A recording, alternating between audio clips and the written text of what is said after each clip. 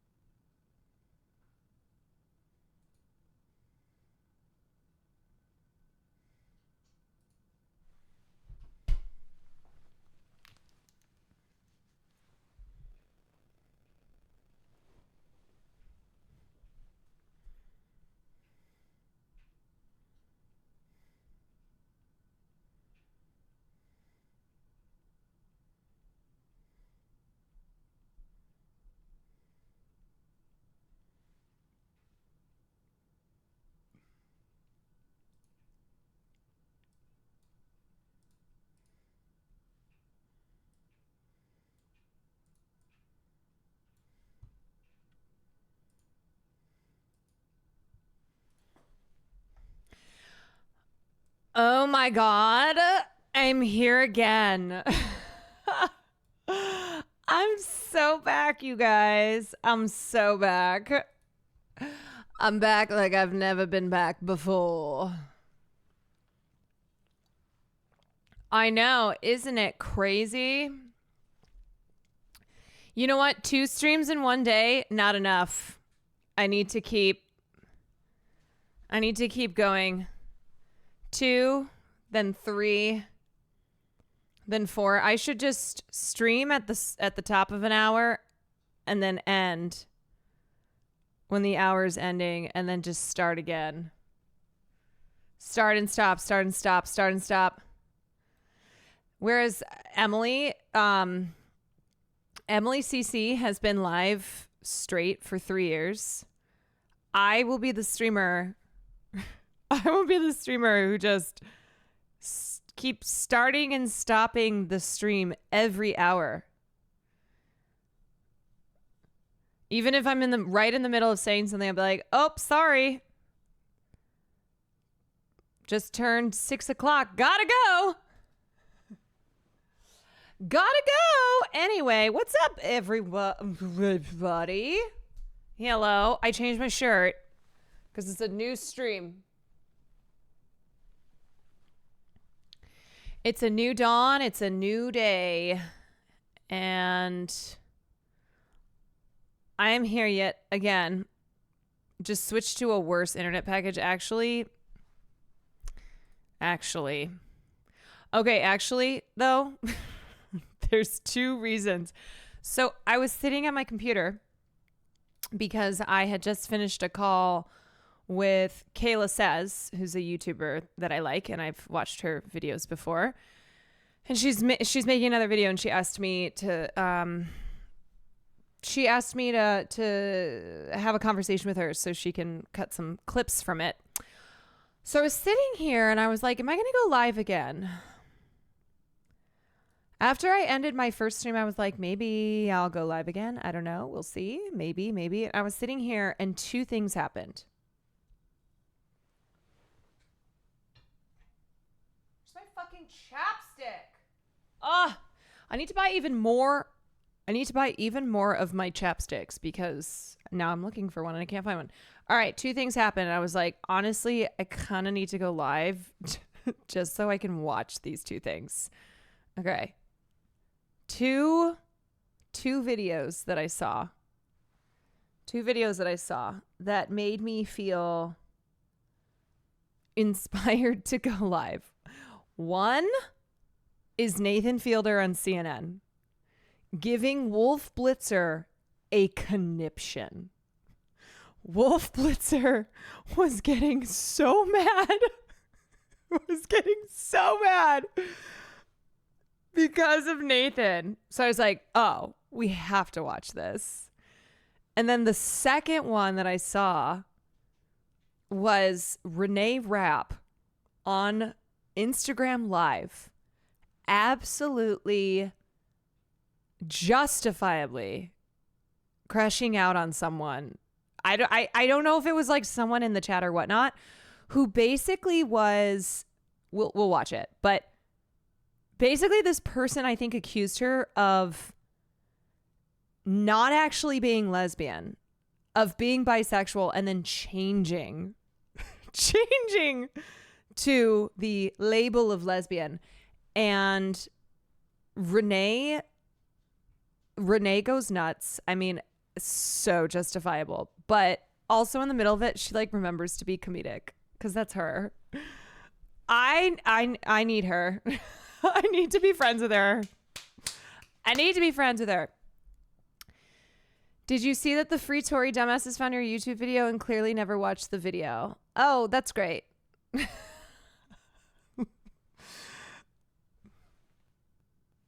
Great. As I said before, for the last 20 months, I have had to deal mostly with hatred from pro-Israel freaks who are like, I think we should burn more children alive. So when I get shit from like dumbasses who say shit like free Tory,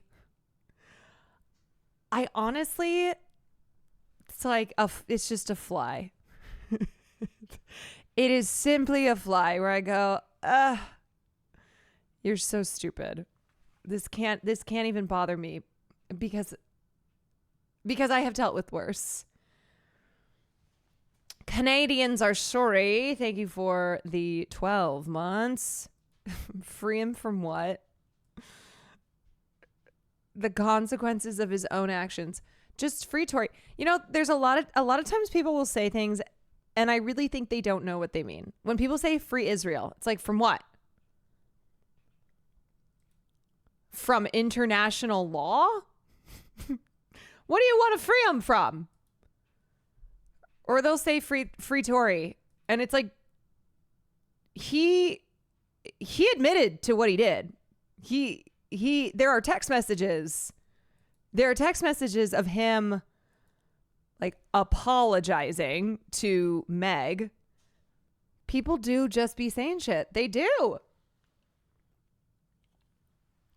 I went to the screening of the season 2 finale, but the line was so long. But we saw Nathan walking in through the back door and he told us at the back of the line, sorry if you don't get in. It was surreal. I don't really want to say much about season 2 of rehearsal, especially the finale, because I do think that it may be, I do think that it is perhaps some of the greatest television that has ever been created. And it's like very difficult to even, it's very difficult to even explain the show. You know, like, sure, you can describe the show's premise, but to really get into it, it's like, just go watch it, please. I know I say that about a lot of shows, but if you're not watching the rehearsal, I really think that you are missing out on a cultural touchstone. I think for your own good, you should go watch it. I'm still in season 1 and I was sitting next to someone watching it, describing it and doing a horrible job. Yeah, you'll sound insane. Like trying to explain the show past just like what the show's premise is. You'll sound crazy.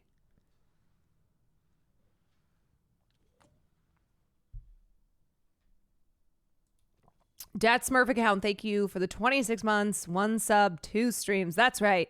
For the price of 1 sub, you get 2 streams, everyone.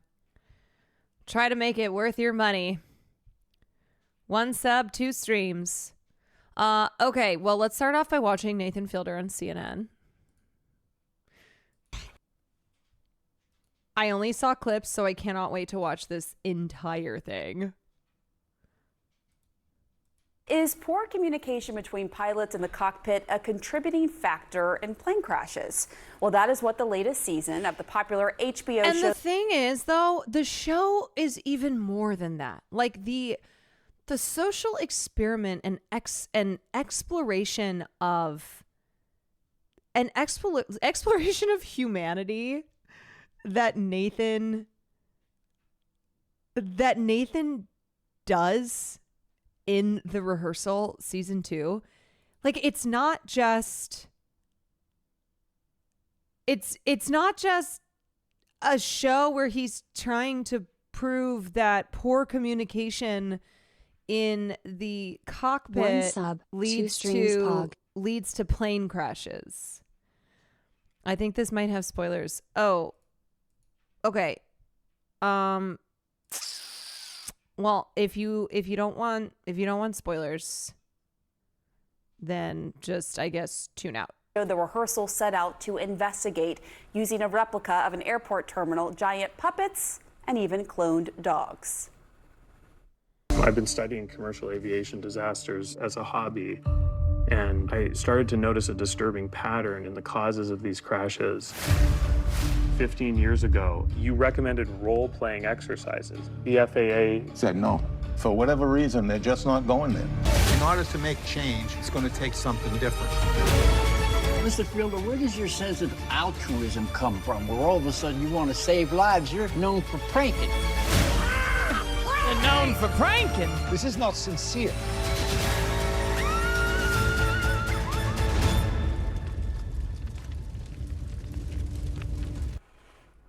We should note that CNN and HBO are both owned by the same parent company, Warner Brothers Discovery. Here with us now, comedian, 737 pilot, and host of The Rehearsal, Thank you, Wolf. Nathan. Thank you, Wolf Blitzer, for that very important piece of information. Thank you. Also, Nathan wearing the 737 hat. I already cannot with this man. Fielder, and aviation safety expert and former National Transportation Safety Board member, John Gulia. He served under Presidents Bill Clinton and George W. Bush. Thanks to both of you for joining us. For those of our viewers who have seen the show, in this interview, I'm going to be the first officer, Blunt. And I'm going to be Captain All Ears. You understand what we're saying? Yes, I mean, that's what we talk about, communication in the show. So we're playing roles right now. Yeah, we are role playing. Well, I'm guessing you For have this to do this. Okay, well, I think that's good. You know, Can I be so fucking for real too? DJ, thank you for the 21 months. Deanie, thank you for the gifted sub. Nathan, like I watch every Nathan Fielder project. I would never want to interview him. I think I would just I'm laughing because Wolf is already so awkward.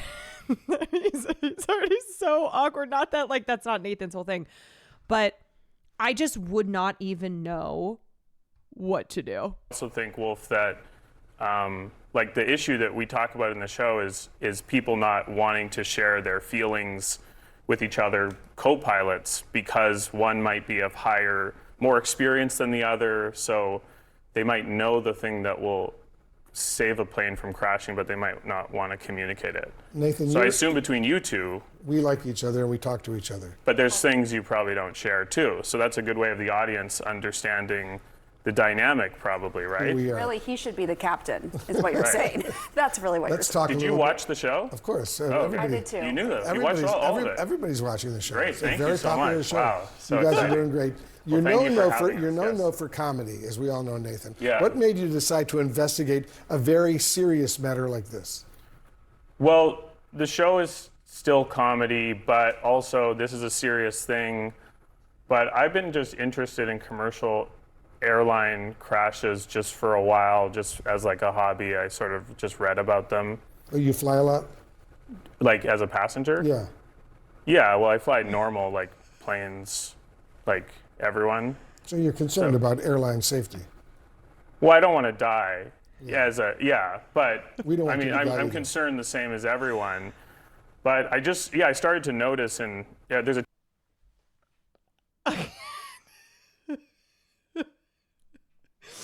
Well, I don't want to die. There you have it. TV show in Canada about crashes too that I watch, but Danny, thank I you started for the to bits. notice that they can always solve the technical stuff when a crash happens. You know, they work really hard to make sure that type of accident doesn't happen again. But for the human factor in communication, the thing keeps happening where there's miscommunication between pilots. And I talked to John about this, and yeah, John obviously, you know, he just got inducted into the Aviation Hall of Fame, by the way. Congratulations. So Congrats. it's a big thing, and we're really excited about that. So in aviation, But, we've yeah. long known that communications has been an issue, and we have dealt with it effectively through crew resource management. But what Has Austin watched this? Sora Bora. This is honestly, I say this with peace and love. This is like not something that I would ever see Austin show watching. Even, you know what though? But I think he should, because there is the plane element, but also just like he should watch this show. But I I don't know how else to convince him aside from pushing the plane aspect. Be like, you should watch this because planes and simulation, and it's the same simulation that you use. What Nathan has uncovered was a little sliver that has fallen through the cracks with this communications disconnect between pilots. And when he first came to me and mentioned that to me, it immediately caught fire with me because I've seen it. I've flown in many, many, many cockpits. I've seen the scenario that he presented over and over again. And in fact, I want to take his scenario. I teach school at Vaughn College in New York City, an aviation school. I plan on taking that show to my students, well, because they're up and coming aviation people, to show them and use it as an example of what they should not do and that they need to speak up. So clearly there's concern. You lay it out in the show. We reached out to the FAA to see what it had to say about all of this. And it told us that it mandates all airline pilots and crew members to complete interpersonal communication training. And it says it isn't seeing the data that supports the show's central claim that pilot communications is to blame for airline disasters. Well, so I want to get you to respond to that, obviously. That's dumb. They're dumb. And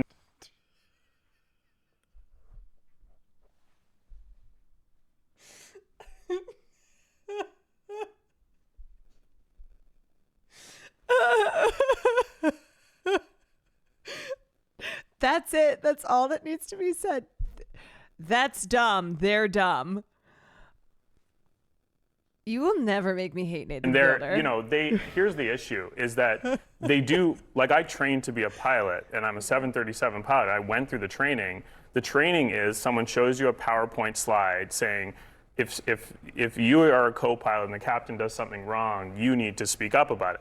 That's all. That's the training. And they talk about some crashes that happened, but they don't do anything that makes it stick emotionally and makes you like, so pilots think they'll act a certain way in an accident, but like the crash that just happened here, it seemed like they saw that was sort of the issue, right? A lot of disconnects between multiple parties. And So you've seen evidence that a lack of communication, if you will, between a pilot and a co-pilot in the cockpit has caused a crash? not contributed. Has contributed to a crash. Contributed to a That's crash. what they said in that. Do I agree? Yeah. Well, yeah, that was my whole thing. That's the whole show. But I mean, it's like a human thing. You know what I mean? Like, there's definitely stuff. I'm sure you guys, like, you brought up the analogy, but like, I'm sure Pamela. He's like, that's the whole. Did you watch the fucking show? Wolf did not watch the show. Guarantee. Maybe he saw one episode. There's no way he watched the whole show. And I love that Nathan keeps being like, did you? That's the show. That is the show. You don't say some things to Wolf, or because you're between you two, who would be like the boss or the more like you're Wolf Blitzer, right? So you're like your name is first on the thing. So I'm sure Pamela, at times you might not want to say, you know, oh, Wolf wants to do something you don't think it's a good idea. You might not want to express that always. She's very We blunt. actually have a pretty. I understand your But point. you have to say that now. No. I know, but you don't want to I say think to they're Wolf, pretty you can't, you know, as a journalist, you Because don't want Wolf to say, is- oh, I don't want to. She says that. She says it to you. Yeah. So maybe you're afraid to say Here's something. the great thing to about her. Wolf is I'm he very doesn't have an blunt with her, ego. too. Okay. He has no ego, but I take your point that like Okay, that is not fucking true. All right. He is one of the main anchors for CNN. He has a fucking ego. All right. Like, that is just objectively false. Wolf doesn't have it. What? Maybe he's not as bad as Chris Cuomo? Please. I mean, Wolf's in movies and stuff. he's a big deal. He's There Mission is Impossible. no question. So that's intimidating. That can be intimidating. That can be intimidating. That's sort of the thing we're trying to explore a little So what's bit. been the reaction my God, I love to, his to mind. the show? I know. What do you think of I'm it? asking you. Oh, I don't know. Ask me. Ask Oh, you. ask John. He has no ego. The show is called The Situation with Wolf Blitzer. It's exploded. My emails exploded. My messages exploded. My grandkids were all over me. I mean, it's unbelievable, the response. So I want to go a little bit deeper into the show, to you, Nathan. So to better understand pilots, you did what you called a personality transfer, where you tried to live as Captain Chesley Sully Sullenberger. Of course, that is a pilot of the Miracle on the Hudson. And this was actually my favorite part of the season when you channeled baby Sully. Thank you. Right here. So why was that so important to rehearse his entire life? Well, in the Miracle on the Hudson flight, Sully actually, he did, there was something I noticed in the transcript where he asked his first officer. Yeah, as I said, I can't explain it, okay? This is what I mean by when people are like, what the fuck is going on? If I try to explain it, I'll sound insane. Like, you just have to watch it. You just have to watch the show. Like, hey, do you have any ideas? So he sort of opened those lines of communication.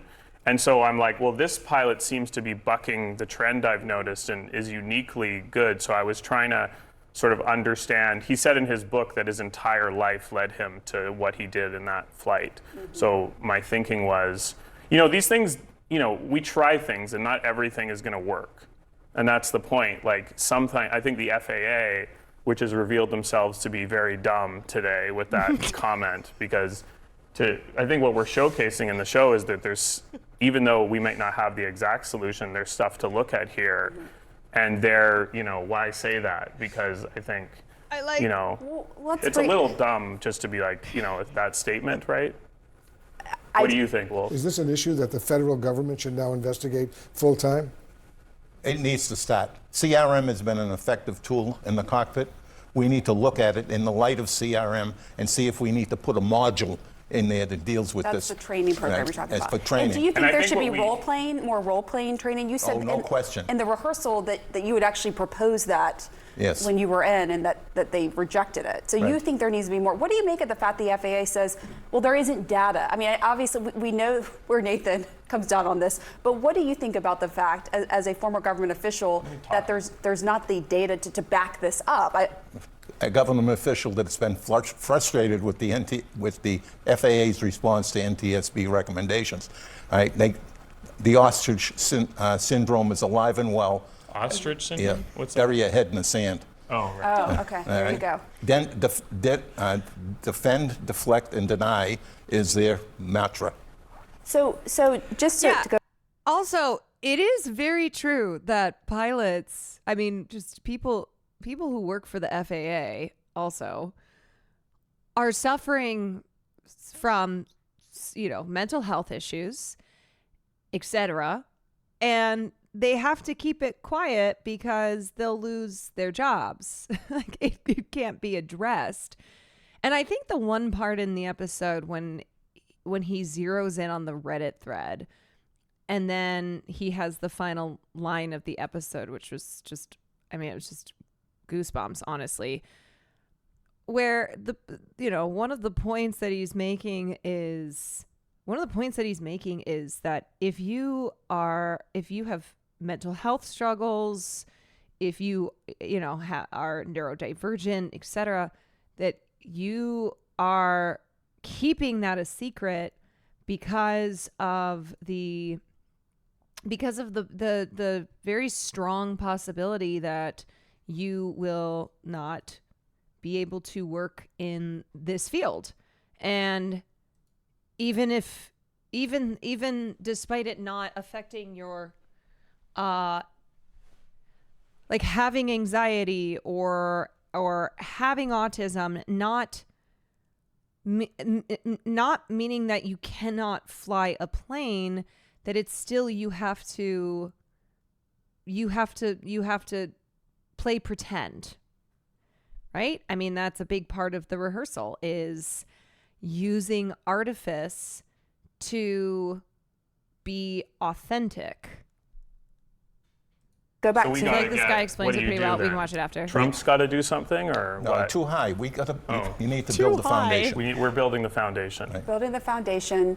Coming on this show, obviously you've been appealing to Congress. Go Yes, ahead. and that's what I was hoping to demonstrate with the Miracle over the Mojave, which is the flight that I flew in the show to show communication between pilots, that people can see that two pilots trying their best to communicate, it's still a struggle. And fortunately, in that flight, nothing else critical happened. So I think when the communication lines up with a real potential emergency, that's when it could make all the difference.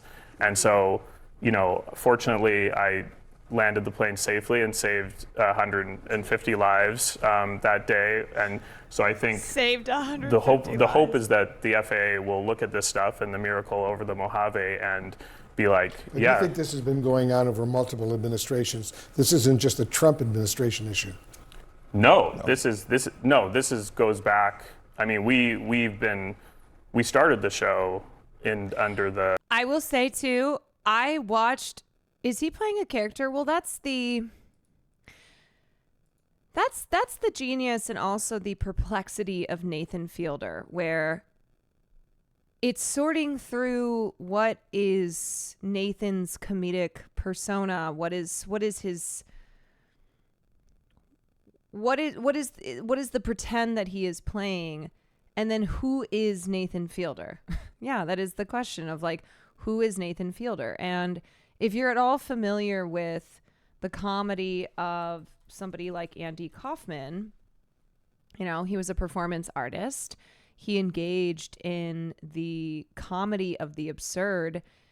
It's always the question, right? It's always the question of like, what is performance and what is real? And that, the premise of the rehearsal being that Nathan sets up these environments that perfectly imitate a real world, is a real world simulation, so that people can rehearse, that they can practice, that they can engage in the artifice of being authentic before they are put into the actual situation. The Biden administration. I mean, John has worked for, Over 30 years ago, Yeah. I have a perfect example. Okay. Over 30 years ago, I was flying in the cockpit on the jump seat. Right? The captain was a good friend of mine. Haven't seen him in months. We get in, I show up the airplane late. We're ready to go. He starts chatting to me. We get up to the runway. He virtually stops talking on the runway. We take off. But immediately after we retract the gear, he starts chatting again. And I let it go for a little bit. First officer never said anything. Finally, I said to him, 10,000 feet. Let's redo him at 10,000 feet. It's illegal to have chatter below 10,000 feet. So, but he wanted to chat. I shut him up, and we moved on. Right. So there's all sorts of interplay in cockpits that happen routinely that we need to focus on. And that 10,000-foot rule for communications is one of the golden rules. It's interesting. I know you came here to Washington, Nathan, for the show where you met with Democratic Congressman Steve Cohen. He's the ranking member on the House Aviation Subcommittee. That meeting apparently didn't appear to go very well. In a statement to CNN, Andy Kaufman was so good at staying in character, people didn't believe he had cancer at first. Yeah, and the thing about performance artists like Andy Kaufman and Nathan Fielder, anyone who engages in like the comedy of the absurd, it can be very polarizing. It can greatly frustrate people. It can make them so confused, so perplexed, so needing to know like what is real and what is not, when the point being that life is absurd, and someone like Nathan Fielder is pointing out those absurdities through his absurd, through the absurd situations that he creates for his comedy. the congressman said this, and I'm quoting him now.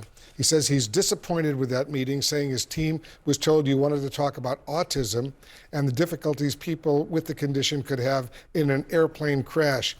He also says most of the substantive parts of your interview never made it in the show. What are you hoping to get from that meeting? What were you hoping to get from that meeting? And have you spoken with other lawmakers here in Washington? Well, I actually think that I tried to point out with similarities between autism, masking, and what is happening with pilots in the cockpit. and he is on the aviation subcommittee. So, and I think he works in that area too. So I was trying to draw a connection and really bring up this important issue. And it's disappointing that he's sort of saying this now, because like he still has an opportunity to tackle this issue. He's the ranking member on the aviation subcommittee, and so I don't understand why.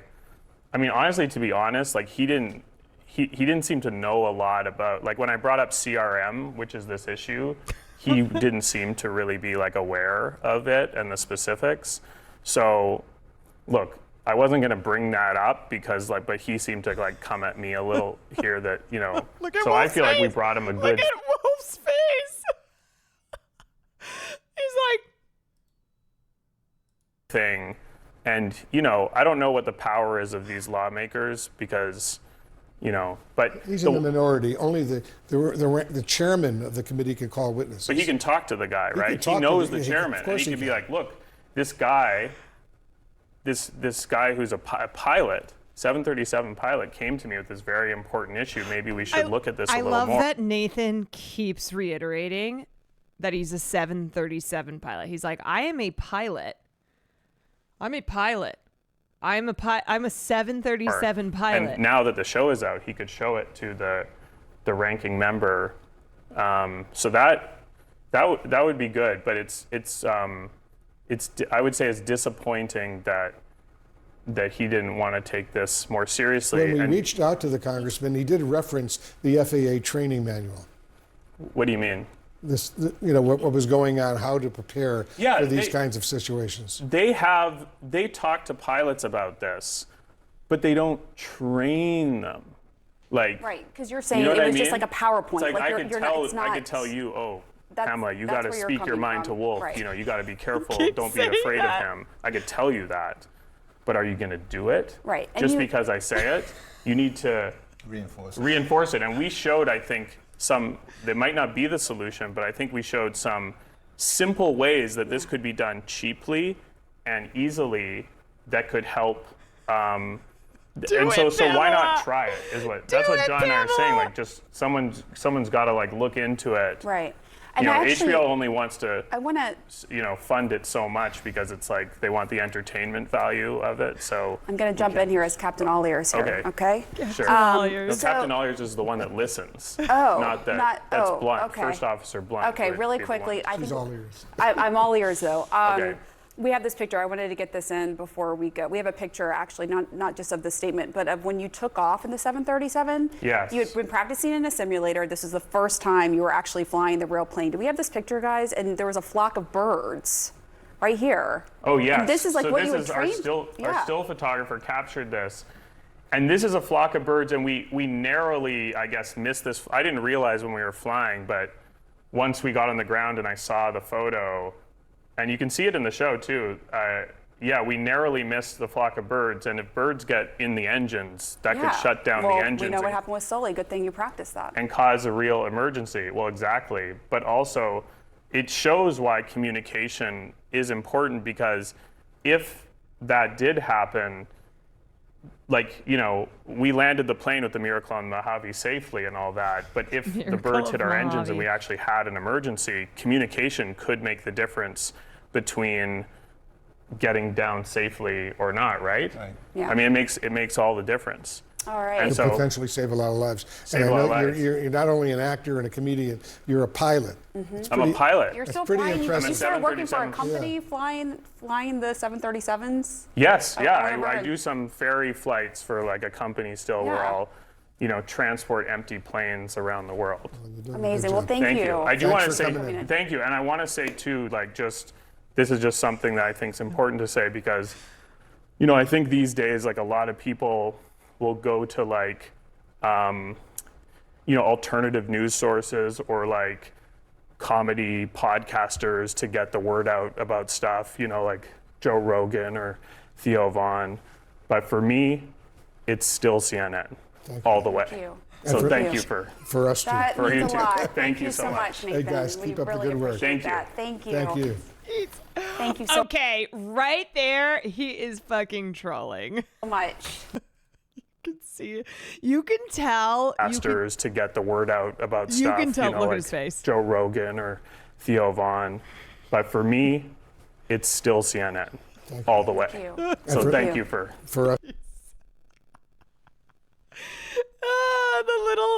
The little smirk at the end.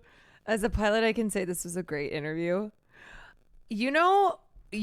Honestly, what I love about Nathan is that he's never going to act in any setting. Oh my God, this is fucking driving me insane.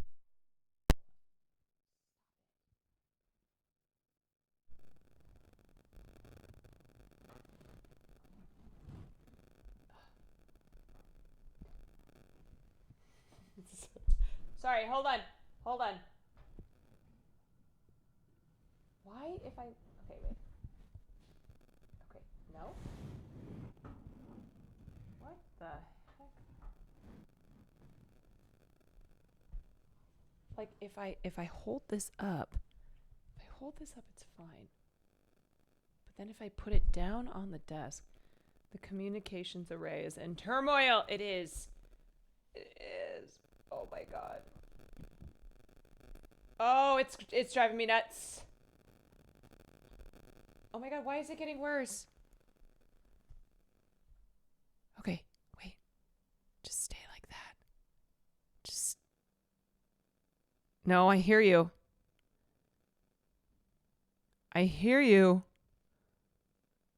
Okay. Stop it. No. Stop. Ah! God, you're so annoying. You're so annoying.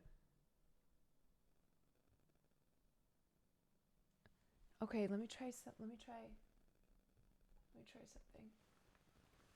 Put this on top of that. I don't know why. Okay, if I do that, I think that works. Okay, anyway, what was I saying? Oh my God. Oh my God, stop!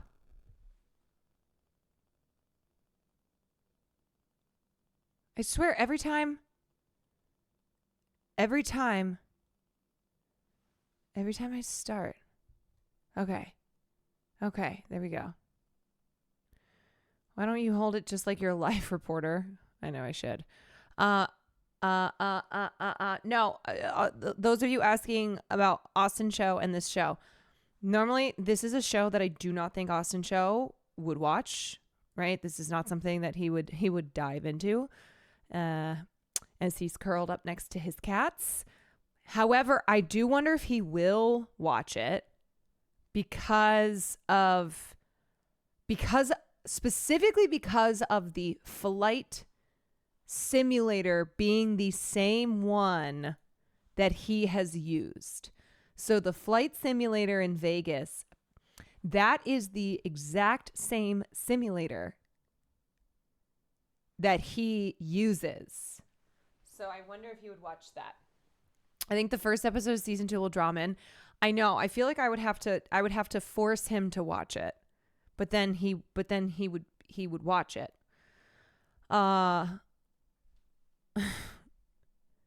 What was I saying? Anyway, yes, Nathan Fielder, you put him in any setting and he is unpredictable. Like, truly, you cannot predict.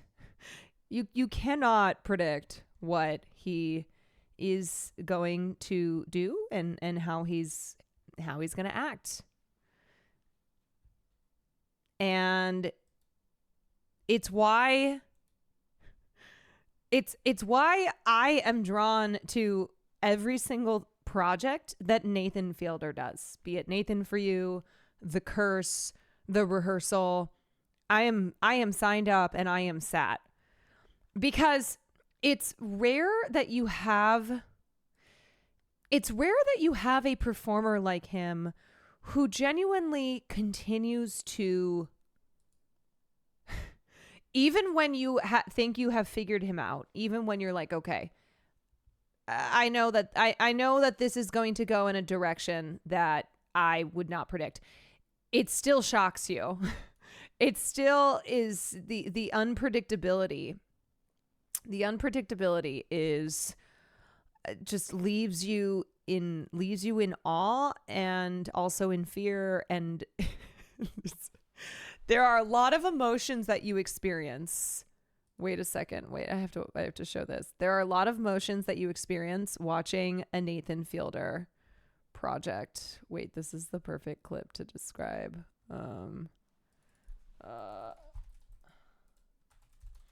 I did not audition for Wings of Voice. No, I did not. This is my favorite tweet trying to explain what the rehearsal is all about. Sprawling, it's big, it's fun, it's fucked up. Granted, it's fucked up, but I see it as meditation on cults, hero worship, mass murder, suicide, everything. It's life. It's life. Sprawling, it's big, it's fun, it's fucked up. Granted, it's fucked up. But I see it as meditation on cults, hero worship, mass murder, suicide, everything. It's life. That's like the only way I can describe it. Wait, somebody had who did I say link me this TikTok afterwards? Ashley, we are talking about Nathan Fielder. I don't give a shit about Timothy looks like the rat from Flushed Away Chalamet. Whatever, man. Callback in the season 2 finale of the rehearsal. And this callback is so essential to the whole point of this series. Let's talk about it. Earlier in season 2, Nathan meets with Dr. Doreen Grandpuchet, and during that meeting, he takes an autism test. The nature of the test is that he looks at pictures of people's eyes, and then he has a multiple choice option. He has to choose which emotion he believes those eyes are showing. Nathan does pretty poor. This might also be this is spoilers. Sorry, this is spoilers. So tune out for like 2 minutes. Poorly on this test, and eventually he just stops taking it. At the end of the season 2 finale, when the Wings of Voice champion is belting Wake Me Up Inside by Evanescence, Nathan looks at his phone and he is looking at a message from the doctor who performed a brain scan on him, a brain scan that he told Nathan would be able to show him if he had things like depression or autism. Instead of finding out the results, Nathan deletes the message, and the next shot that they show is very important. We get a close-up on Nathan's eyes, and this close-up mirrors the close-ups that he was looking at when he had to decide what he believed the emotions were. So in that moment, Nathan is asking us, the audience, are we able to tell Nathan's emotions in that moment? Would we be able to respond well to that test? It forces us to question the nature of how we categorize and label people based on things. Yeah, it is directorially very brilliant. Like autism through these tests, and calls into question how we penalize people after a diagnosis, just like all of the pilots on Reddit were furious that somebody would go through the trouble of getting themselves diagnosed with autism. It's the perfect ending, because first it forces us to ask the question, does Nathan actually have autism? But then it forces us to ask an even more important question, whether Nathan does or does not have autism. He can clearly fly a plane very well. So what does that have to do with it? And why does the FAA punish people for being honest about their mental health? Yeah, you know, the interesting thing too is like, so that is an element of season 2, okay? Nathan being autistic or not. But I think what the show also demonstrates in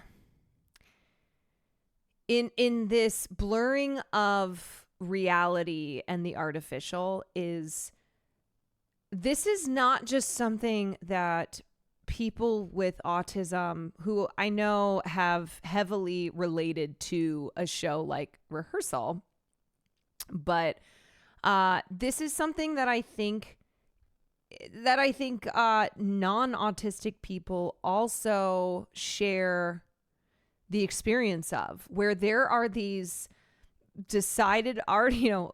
long ago decided upon social norms and the way that you must interact in order to be accepted, and how a lot of what we do every day is artifice, whether or not you are someone with whether or not you have autism, that the reason he utilizes the medium of acting in the rehearsal is because acting is playing pretend. Acting is artifice, even when it is, even though it's being done to elicit human, like real human responses.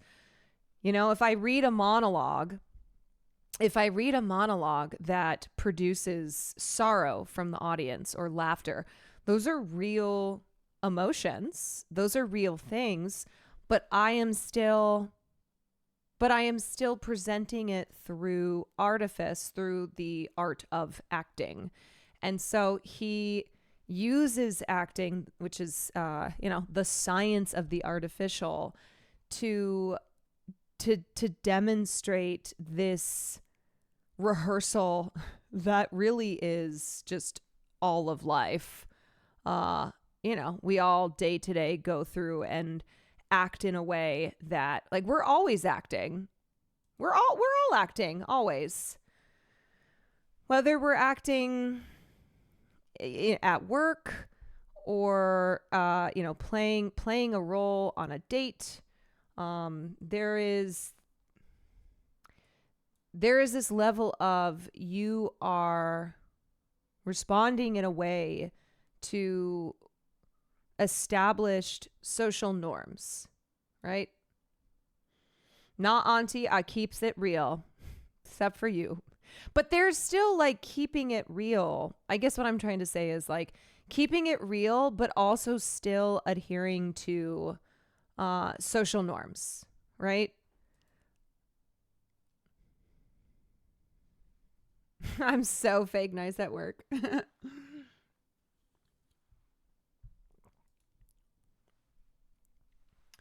Okay.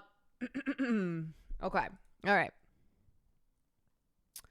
I'll have to get into the show again. I couldn't get into it when I tried initially. Yeah, I mean, you have to lock in. You really have to lock in. It's not a show that you should be, on a second screen watching. You gotta lock in, and I think it's one that when you have I don't know how to explain this without sounding stupid. You understand it by like not being able to articulate.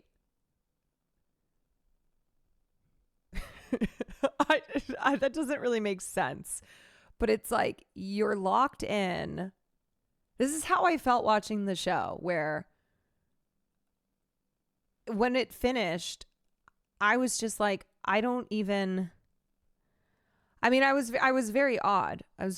And I think Nathan Fielder is truly one of the great geniuses of our time. But I like could not immediately articulate my my feelings about the show and like what it all meant. I saw an interesting take about the rehearsal and performing gender, like when he was trying to be more like the woman pilot judge and emulate feminine traits, being nice, not wanting to offend, etc. Yeah, like there's just so many layers. There's so many layers to it. Unjol, thank you for the 10 months.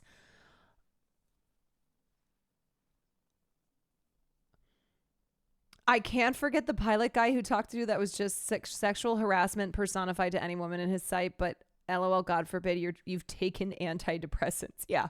God forbid you got a little of the tism.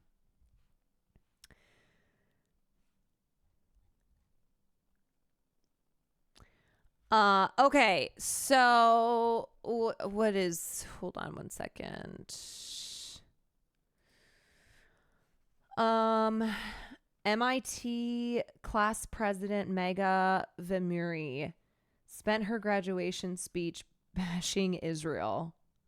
I'm sure that's going to go over well. I'm sure MIT is hopefully MIT doesn't pull a Harvard or NYU where they're like, we're going to take this away.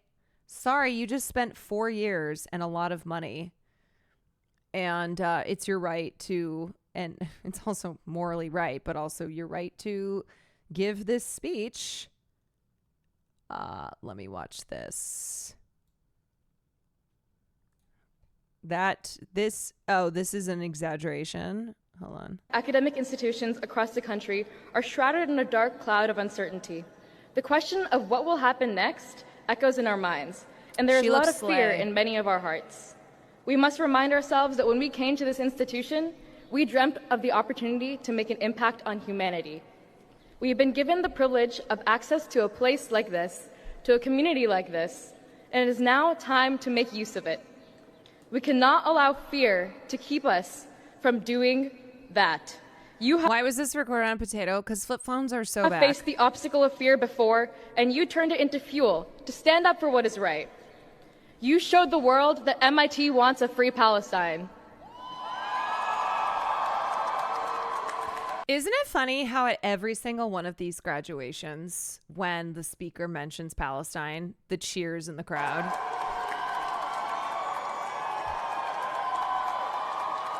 There is a loud response. Last spring, MIT's undergraduate body and graduate student union voted overwhelmingly to cut ties with the genocidal Israeli military. You called for a permanent ceasefire in Gaza. And you stood in solidarity with the pro-Palestine activists on campus. You faced threats, intimidation, and suppression coming from all directions, especially your own university officials. But you prevailed because the MIT community that I know would never tolerate a genocide.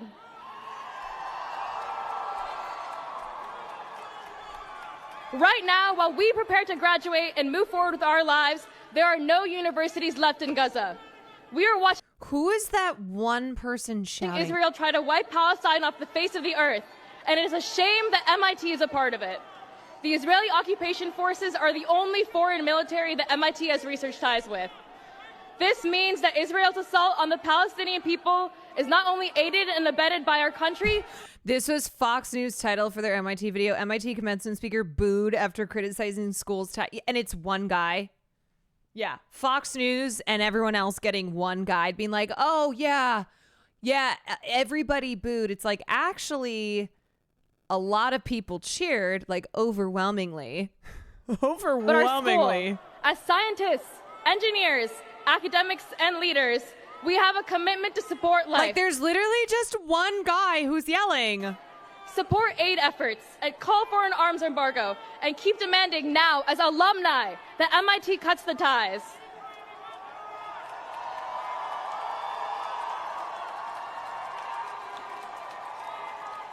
Now, I invite you all to join me in the tradition of turning the ring.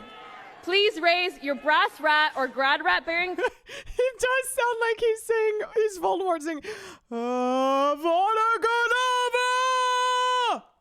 Hands, and as you lift it off your fingers, notice that the beaver is no longer facing you. It is now facing the world. This is a world that we will be entering with an immeasurable responsibility. We will carry with us the stamp of the MIT name, the same name that is directly complicit in the ongoing genocide of the Palestinian people. And so we carry with us the obligation to do everything we can to stop it. Class of 2025, you are MIT. Pressure is nothing to you. I know you will take it head on, and I can't wait to see what you do next. Wait, thank you, and this congratulations is like not again. even Israel. That is so drama. The caption spent her graduation speech bashing Israel. Okay, fucking drama.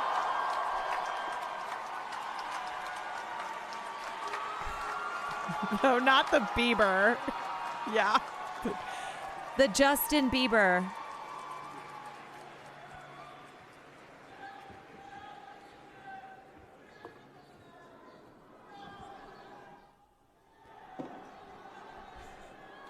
Okay, listen, folks.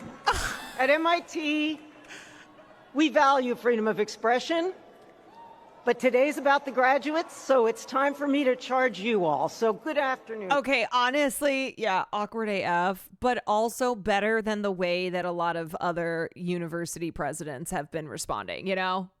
It's like awkward, but fine. Everyone. Good afternoon, Governor Healy, who I'm so happy to have here.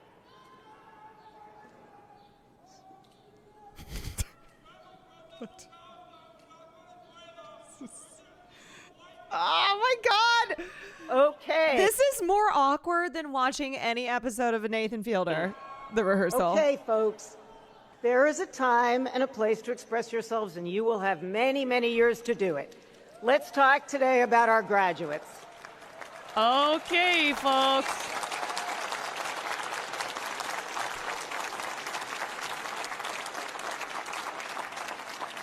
Okay, so I have to give a shout out to the members. All righty, folks. Jesus. Okay. Oh my God. I hope all her potential employers see this. Not a real video. It's AI. Bro. It is no secret that at this... I am actually going to lose my mind. I told you guys. I told you the world that we live in now. That now it's just going to be calling everything AI or saying this is not AI. Is this AI? I don't know. It's not AI, is it? This is AI. Anything I don't like is AI. Grok, is this real? At Grok, is this real?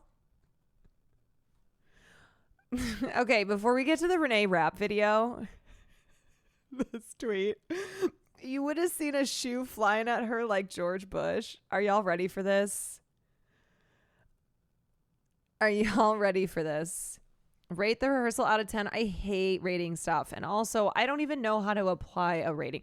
I think Nathan Fielder is a genius. I think that he is producing television that is unlike anything we've ever seen. And he continues to make things that I really think are I think are difficult to even comprehend because of its absurdity, but also because there's always so much that you experience. One minute you're laughing and the next you're like, oh my God, this is like one of the most real depictions of what it means to be alive. You experience so much. Yeah, he is unlike anyone else currently working in Hollywood. I feel like he is a social experiment in human form. Yeah. Okay, y'all, watch this. No matter how hard I try, every turn I take, every trail I tread, Speaking every of path planes, I make, every road leads back to the place I know where I cannot go, where I long to be. Can I tell you something so bad? My first thought was, is this... No, I can't even say it. It's so... I was like, is this a Make-A-Wish situation? Is this little girl like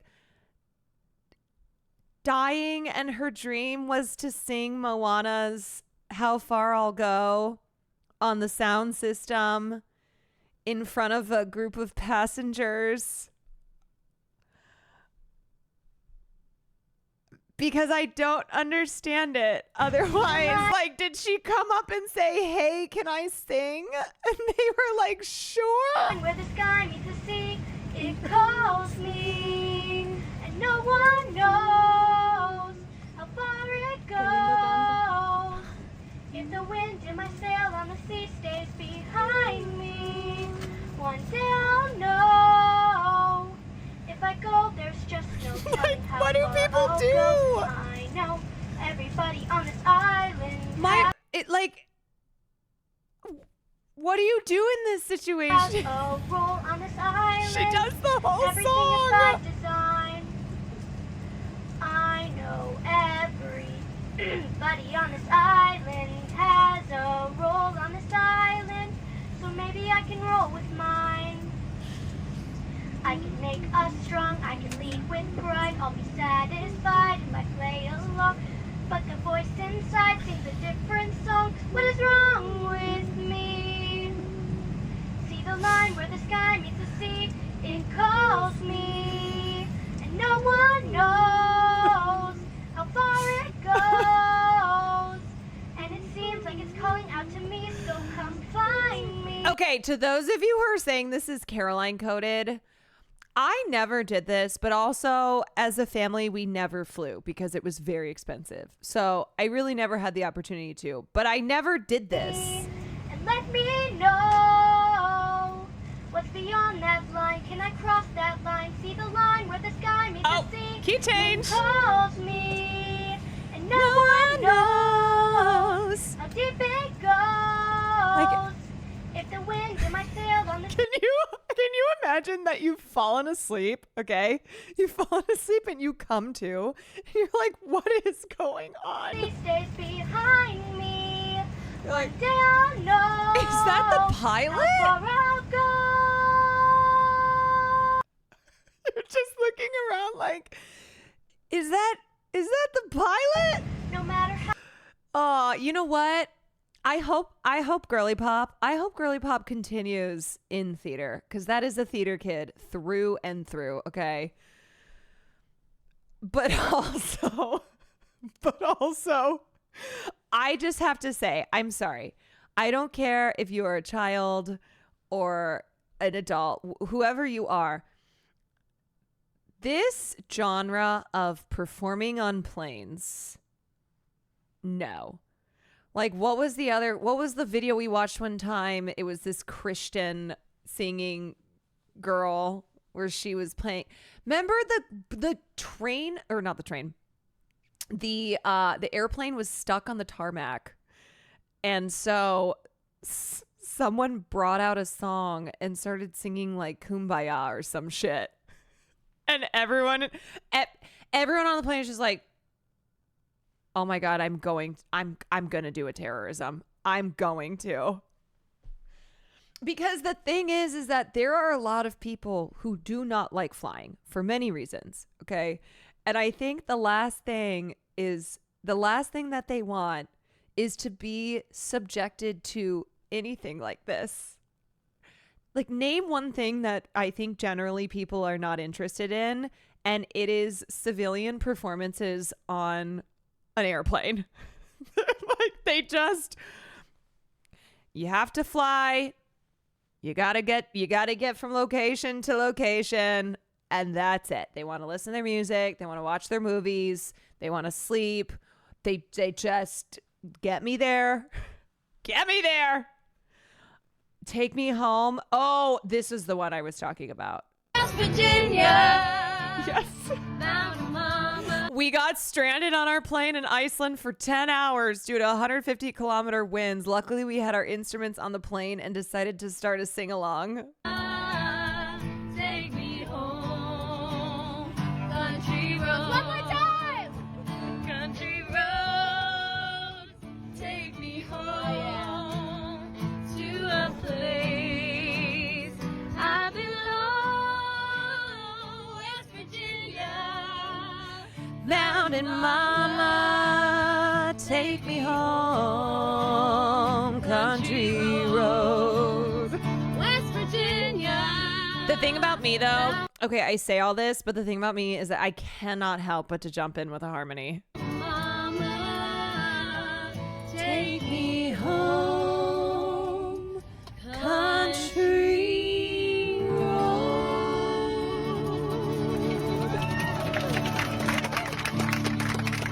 Thanks for singing along, guys.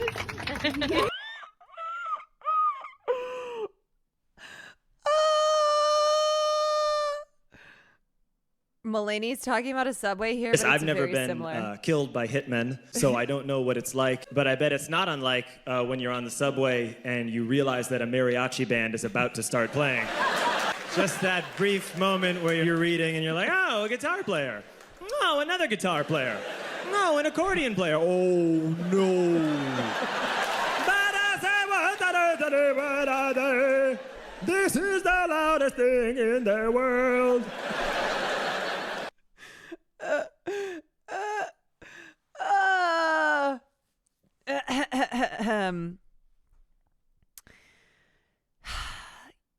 Can I say one last thing and then we'll watch Renee rap? After I watched the rehearsal, I do feel as if I am less judgmental of people who clap when the plane lands. I watched rehearsal season 2 and I went, you know what? I'm going to judge less. I'm not going to harbor it's anger in my heart anymore. Judgment in my heart for people who clap. There probably will be a little bit, but I won't clap, but fair. Yeah, that's how I feel. I'm like, I'm not going to clap, but I'm not going to side eye people clapping.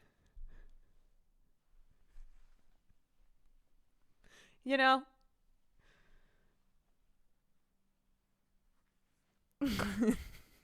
You know? Okay, anyway, now it's time to watch the second video that brought me back to a second stream. Honestly, it taught me that flight travel is a miracle and every successful flight is a gift from God. What would you do if you were on a plane and then you found out your pilot was Nathan Fielder? Okay, here we go. Or like a lesbian in that moment, because that invalidates people who have always liked women or something like that.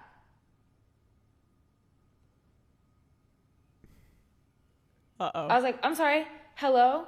Did you not fucking hear me when I just said I'm a lesbian? When I said I'm a big bad fucking lesbian? Did you not just fucking hear me? Did you decide to stop listening in that moment? Shut the fuck up. Shut the fuck up. And here's why I'm pissed. Here's why I'm fucking pissed. You are the reason that people in our community don't feel safe coming out. Okay, quick context. Renee was responding to a comment claiming that it was unfair she came out as lesbian after previously identifying as bisexual. So it was somebody who was gatekeeping Renee Rapp's sexuality, like with the assumption that they know anything about her and her life, and the fact that she previously identified as bisexual and then came out and said, actually, I'm not bisexual. I'm just gay. I'm gay. I love women. I'm a big old lesbian, and that's it. There's a pipeline for some of us lesbians that go through bi before lesbian. Yep, and she's about to get into it. And changing and evolving. That is the reason why. That is the fucking reason why. One of them, okay? We got a lot of other people who are fucking us up. But I'm saying, in our community, if you don't allow people to change and to evolve and grow into themselves, like, I'm so sorry. I grew up in the South where, let me stop myself, because I will start crying. I grew up in the South where you don't do that. You don't do that. I felt like for so long I had to be bisexual because I had to assume closeness to a sexuality that could lead me to being with a man, which is a very, very valid sexuality. I love bisexuals, bro. I love y'all down. I have a bunch in my life, okay? You guys are cute and you have great taste. Not in men, but in other things, okay? But that is something that I struggled with for such a fucking long time. So for you to get in your fucking comments and in my fucking comments and say that it's not fair that I decided to start identifying as a lesbian because you didn't like the fucking way I went about it, fuck you. Fuck you. Yeah. I'm glad that you felt comfortable in your sexuality your entire life. I'm glad that you felt like that. Truly, I'm so glad. I wish that I had that when I was growing up, but I didn't. Wait, is there more? Is there more to this? If there's more, can someone link it to me?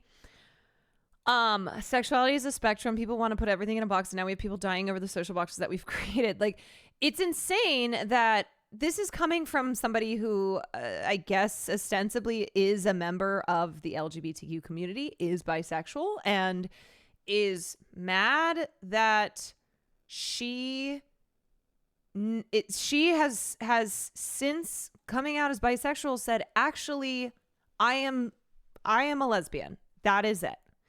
And then in this TikTok live talked about growing up in the South, where it's also not just growing up in the South. Of course, it was certainly, I can't imagine that being an easy place to grow up gay.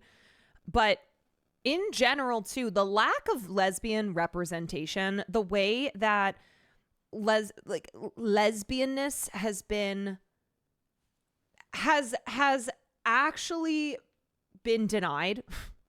That it's like, oh, not a real thing. And how could it be a real thing? Because as a woman, you must still have some sexual attraction to a man. So, okay, maybe you like women too, but it's just biologically impossible that you would not also have attraction to men. And, you know, we talk all the time about bi erasure, which absolutely, but also lesbian erasure, also like lack of lesbian representation. When we talk about gay representation and the progress that has been made, often it's gay representation with like white gays, okay? The representation of white male gays. And there has to be more nuance in that conversation, because we still have a long way to go with all around progress for the LGBTQ community. But then within that, you know, where she's right in that when she was growing up, there was no way that she would have been accepted, that it was not normalized in any regard to be a lesbian, that there still had to be a part of her, and this was internalized and externalized, that was still sexually attracted to men. People don't like lesbians because we don't like men. It's really that simple. It's so much easier to figure out that you like women than it is to break out the socialization of liking men as a woman. Yes. Someone kill me. I have the Moana song stuck in my head. I do too. As I have been speaking, I have that fucking song stuck in my head. I love Renee Rapp. Theater Kids Rise Up. I fucking love Renee Rapp too. And the thing about the girlies like Renee and like Chapel is that they are out here trying to fight for lesbian representation. They're like, please don't just, I'm so glad you're an ally, but can we not do lesbian erasure? Like, I am not sexually attracted to men. I have never been. I never will be. You know, this is like what Renee has said. She's like, I know who I am now. I know my identity. And it took me some time to get here because of the conditions that I grew up in. Fuck, you guys are going to clip that. Renee being a staunch defender of Meg, of Palestine, and constantly speaking her mind has made me so happy. Like, sorry, you will never make me hate Renee Rapp. And in fact, I only become more. Does she have, what are like the Renee Rapp fans called? Rappers? I only become more of a rapper. I saw a comment that was basically like, how do you, oh, this isn't fair. Like, this isn't a fair way for her to we're just gonna have to run it back because I don't know how to. Publicly bisexual to publicly lesbian. Because what I said was, I was like, in that moment, I felt so much more like a lesbian than I did bisexual. And I'd been. They're called lesbians. Just Renee Rapp fans are just called lesbians. Feeling like that for a while, and I had been like identifying that way in private and in like my community. Oopsie, my They're bad. like, Okay, we'll watch this. and in my close circles. And this is gonna say some. Oh, actually, let's watch this first, because this is what I think. This is what I think spurred the comment that caused her to say what she said on the Instagram Live. They were gonna call you a little bisexual intern, and at that time I was like very like publicly bisexual. I had been for a very long time. And like in private, I was like talking with my girlfriend and a lot of my friends for the last maybe like 8 months before that, of being like, I actually like don't really feel very like bi at the moment. I feel like very much like a lesbian, and like it feels so nice, and like that word feels amazing and feels very like euphoric for me. So I was like, do you think that we could just change it to like gay? Labeling yourself publicly is really really empowering, and also I think can be kind of intimidating. Feels so good for me right now, and I don't want to go by something. I just love that this is with Amy Poehler. That doesn't feel correct, but I'm also gonna like give myself the willingness to be like, what if in 10 years I don't like that identity either, and I just wanna, I don't know, like what if in 10 years I'm completely different? Yeah, that's the thing too. That's the thing too, is that how many times can we say sexuality is a spectrum, and there is no whatever I have decided upon, maybe you publicly declare it, maybe you don't, that then it means that you are never allowed to change, that you're forever stuck that way. Like when my best friend Teresa, dated guys all throughout college, even after college, she one day runs into a girl who used to be in our sorority, and that was their love story. They fell in love. Neither of them had ever been with a woman before, but they just so strongly were connected to each other, yada, yada. And she was very scared to tell our friends, like our larger friend group, because we went to school in the Midwest. Not everyone's super based like I am. And of course, a lot of the questions that she was asked was, okay, well, have you always been gay? Like when you were in college hooking up with men, was that fake? Things that was still sorting through herself. She's like, I don't know. I mean, there's before Allie and there's after Allie, and kind of friends of ours who, because there is this, look, some people are very empowered by applying a label to their sexuality, but some people don't want to. Some people don't, you don't need to. And so they kept being like, so are you lesbian? Like, are you bisexual? Or what are you calling yourself? She's like, I don't know. I'm in love with my wife, and that's who I'm in love with. Like, I love my wife and I don't want to be with anyone else. And it's not something that I think I have to go explore because I found the person that I want to spend my life with. Like, I just am. I love my wife. That's it. I'm not even famous or anything. You're famous in here. But coming to terms, I was gay, not bi, was super stressful. And I'm telling my friends stressed me out, even though I knew they mostly wouldn't care. I can't imagine having to tell the world that and having to deal with the stupid backlash. So stupid. I know. And it's like, it sucks when it's coming from within the community, where it's like, look, you have to deal with enough shit from homophobes, okay? From haters. And so this just lack of empathy and just kind of forcing of still you into a box, into a predefined box.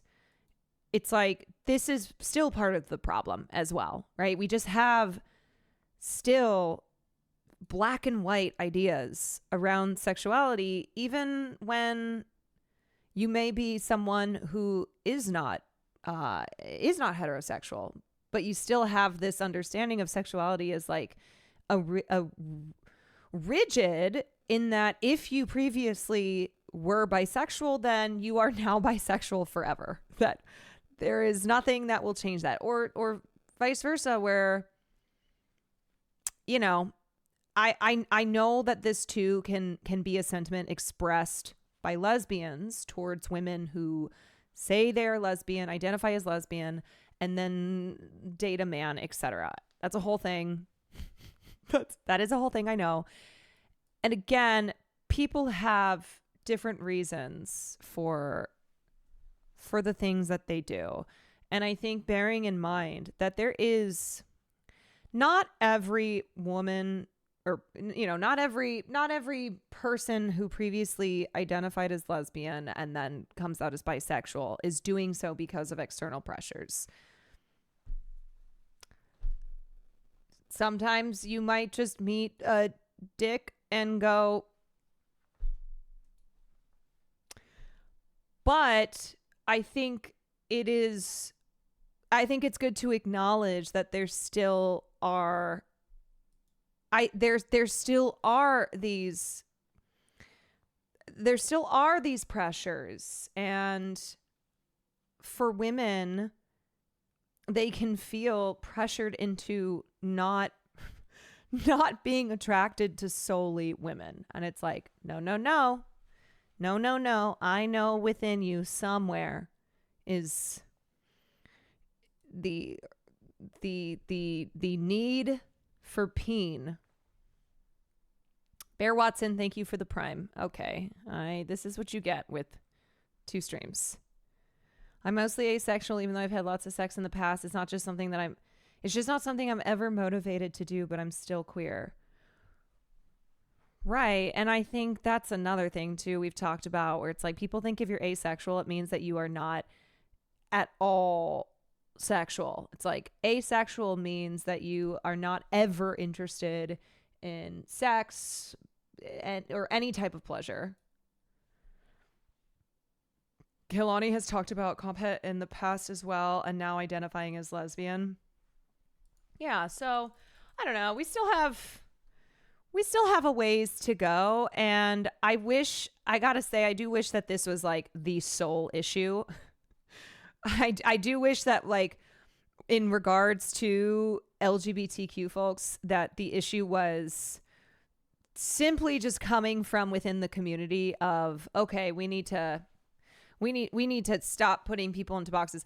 Unfortunately, it's like this, but plus the of course just homophobia, transphobia that we see on a daily basis.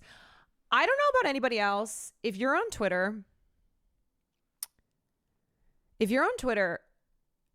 are you being fed just an insane amount of transphobia these days? Like, I think it's getting worse. I know it's bad, but straight up, I swear to God, every third post is from an account that if I click on it, it's like proudly a TERF, where it's just an account that is dedicated to being transphobic. But that makes it extra annoying when the community is being like this, because hello, we have bigger fish to fry. Yeah, no, for sure. For sure. It's like, can we not? Hello. ContraPoints, no, I know who ContraPoints is. Mentioned a lot of the shame she felt in realizing that she's a lesbian. Yeah. I mean, I was talking about this with my sisters, where it's like, even within our liberal family, okay, so we are immediate family, our extended family are liberal, and they are allies, ostensibly, but they are allies when it comes to other people being gay. And there's a difference then with what would happen if someone in the family said that they were gay. And this happened, this did, when my cousin came out. When my cousin came out as a lesbian, and the reactions in my liberal family, where it's like, Jesus, this really is just all about the aesthetics of allyship. And then as soon as you have someone who is like, hey, also I'm gay, then we see the disconnect here from saying that you are an ally to actually being one.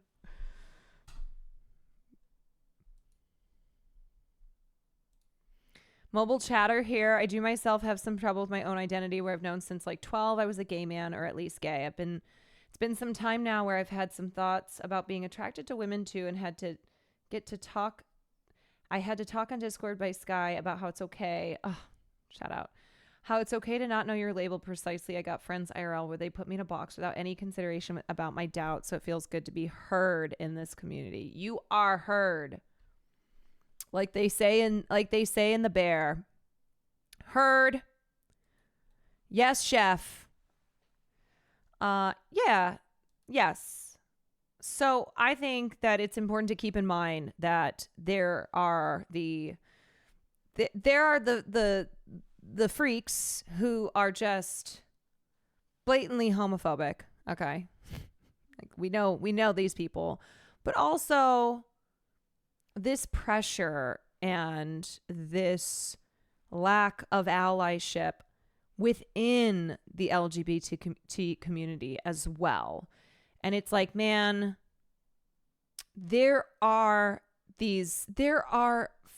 outside forces that are so hostile to the community. And yet the call still comes from within, from inside the house. You know, it's the same thing when it's like gay men who don't support trans, who aren't allies to trans people. It's like,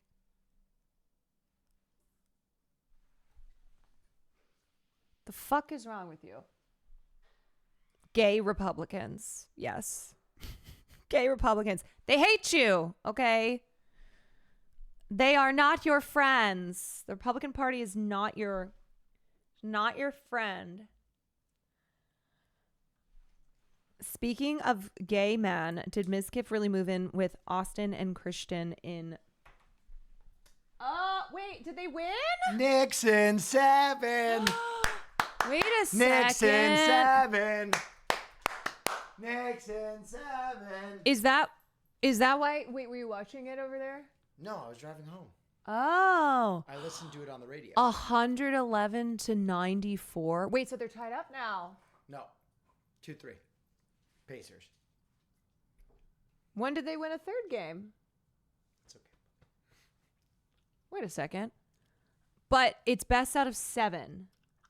Yep. Nixon 7. Wait, when's the next game? Saturday. Do you want to be like Timothy Chalamet and Kylie Jenner and go? If I said if the Knicks win this series, we'll go to the next series. We'll go to the NBA final. Oh, this isn't the final? No. Okay. This is the semifinal. This is the Eastern Conference final. So it's a semifinal, right? Yeah. Okay. So if they win, then we'll go. I am not sexually attracted to men. Ow! Oh, you okay? Yeah, you're pulling the thing. Oh, sorry. Oh, hold on. I am not sexually attracted to men. Wait, you pulled I it out. have never been. I never will be. I am not sexually attracted to men.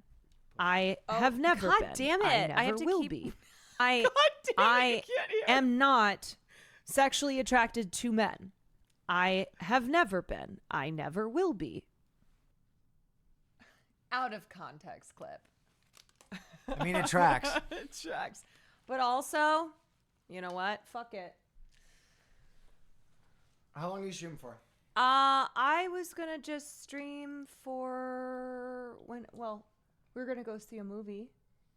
Yep, let me know. Okay. I didn't know if you wanted to go work out more since it was interrupted by. No, my gym's slow. Okay. Well, do you want to go get dinner before? Yeah. Okay, so there's one at 9:30. Great. Just let me know when you're done. I'll be in my stream room. Okay. Yeah, I was just doing another short stream again. Great. Excellent. Farrell's Guapoco, thank you for the bits. Fucking kidding me. Get behind me, Will. Get behind me, Will.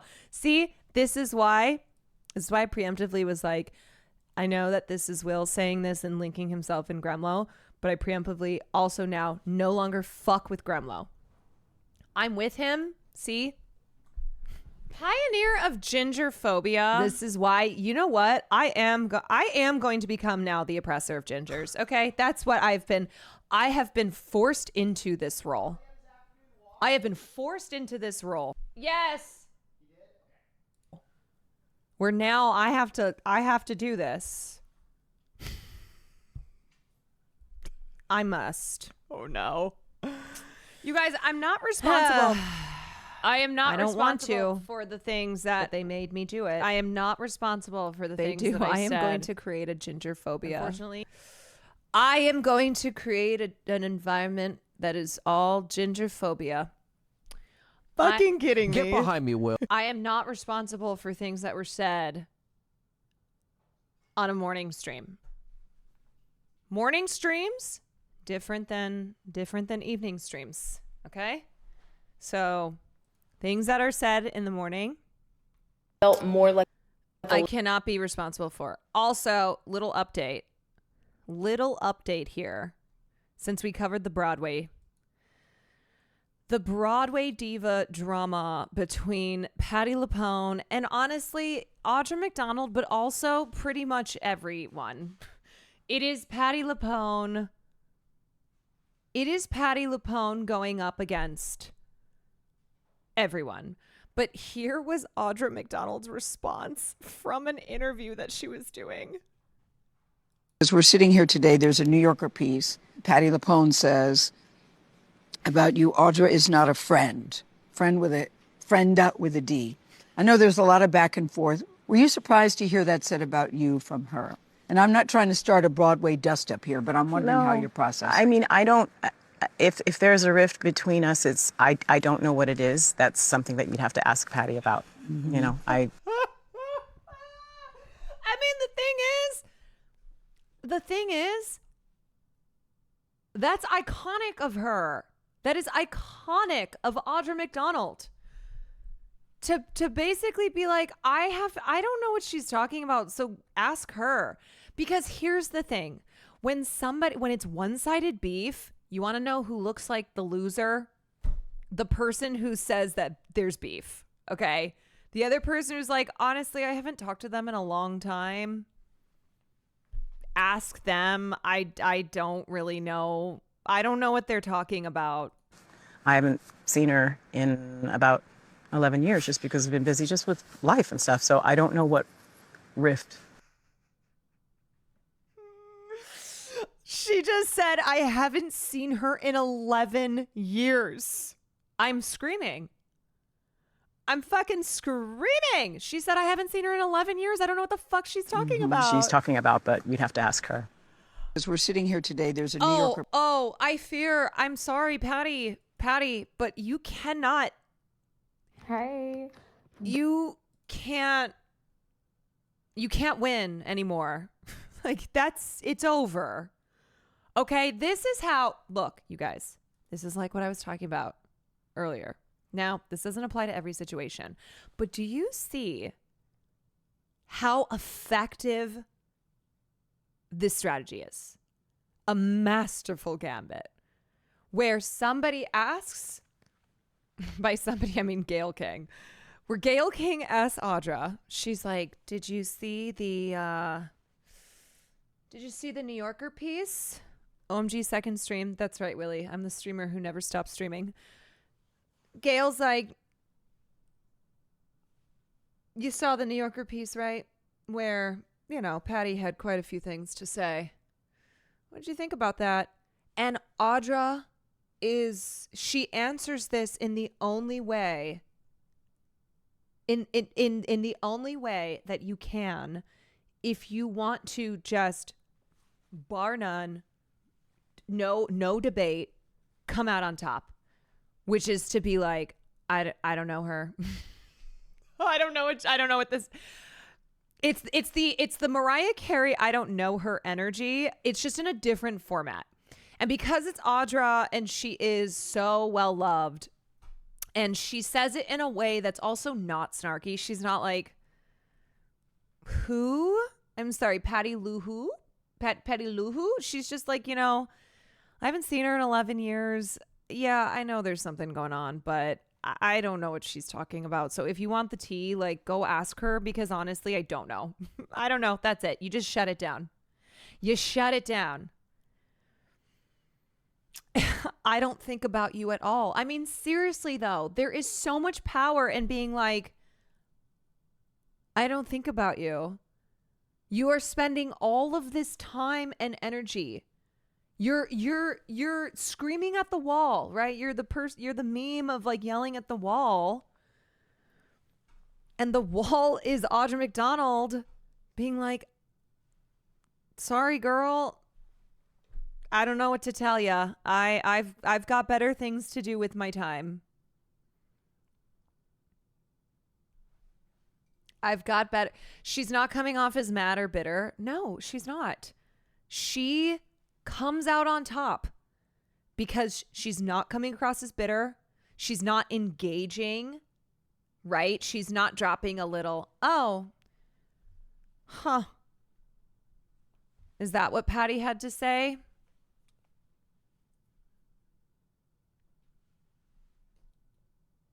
Well, she does love to talk. She like Patti LuPone. Patti LuPone is so drama that when Michael Schulman asked her, what do you think of Audra McDonald playing Mama Rose in Gypsy, currently on Broadway, she paused for 15 seconds. She was silent for 15 seconds and then looked outside and said, it's a beautiful day out. Right? Because that's Patty. Because Patty is always creating drama. She is always creating drama. So just as a reminder that sometimes the most effective strategy here is... Piece. Patti LuPone says about you, Audra is not a friend. Friend with a D. I know there's a lot of... Hey, Caroline, did you see that this streamer said this about you? What do you have to say back so then we can clip it and send it back to them? And then they'll respond angrily, and then I'll clip that, and then it'll be on LSF, and it'll be so-and-so responded to Caroline, who responded to so-and-so who... Back and forth. Were you surprised to hear that said about you from her? And I'm not trying to start a Broadway dust-up here, but I'm wondering how you're processing. I mean, I don't... If there's a rift between us, I don't know what it is. That's something that you'd have to ask Patty about. Mm-hmm. I haven't seen her in about 11 years just because I've been busy just with life and stuff. So I don't know what rift she's talking about, but we'd have to ask her. As we're sitting here. Okay, but Patty being so drama is you coded. Look, I am drama coded for sure. Let me be clear. It's not that I'm not drama, but there's a time and a place. There's a time and a place. I also, can we talk about Gayle King being like, I'm not trying to start any drama? Gayle.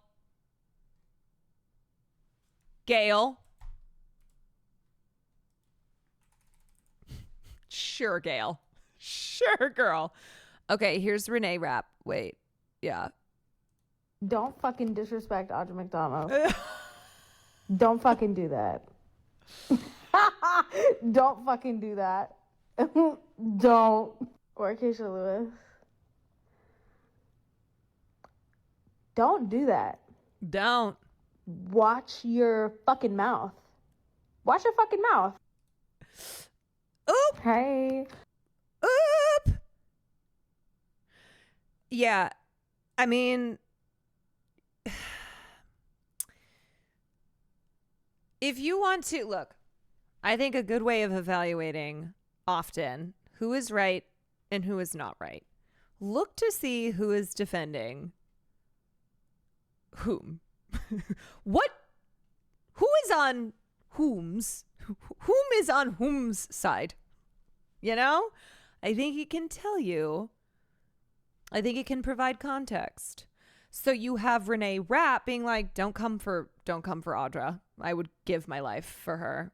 I'm so serious. And then you have Kristen Chenoweth commenting hearts on an old post of Patti LuPone. Kristen Chenoweth, who was recently defending Jonah Platt. You know, it's like Kristen Chenoweth, who we see you, girl. Okay, you love nothing more than to throw certain kinds of Broadway actresses under the bus. Kristen, whatever. Kristen Chenoweth. What am I saying? Kirsten? Kirsten.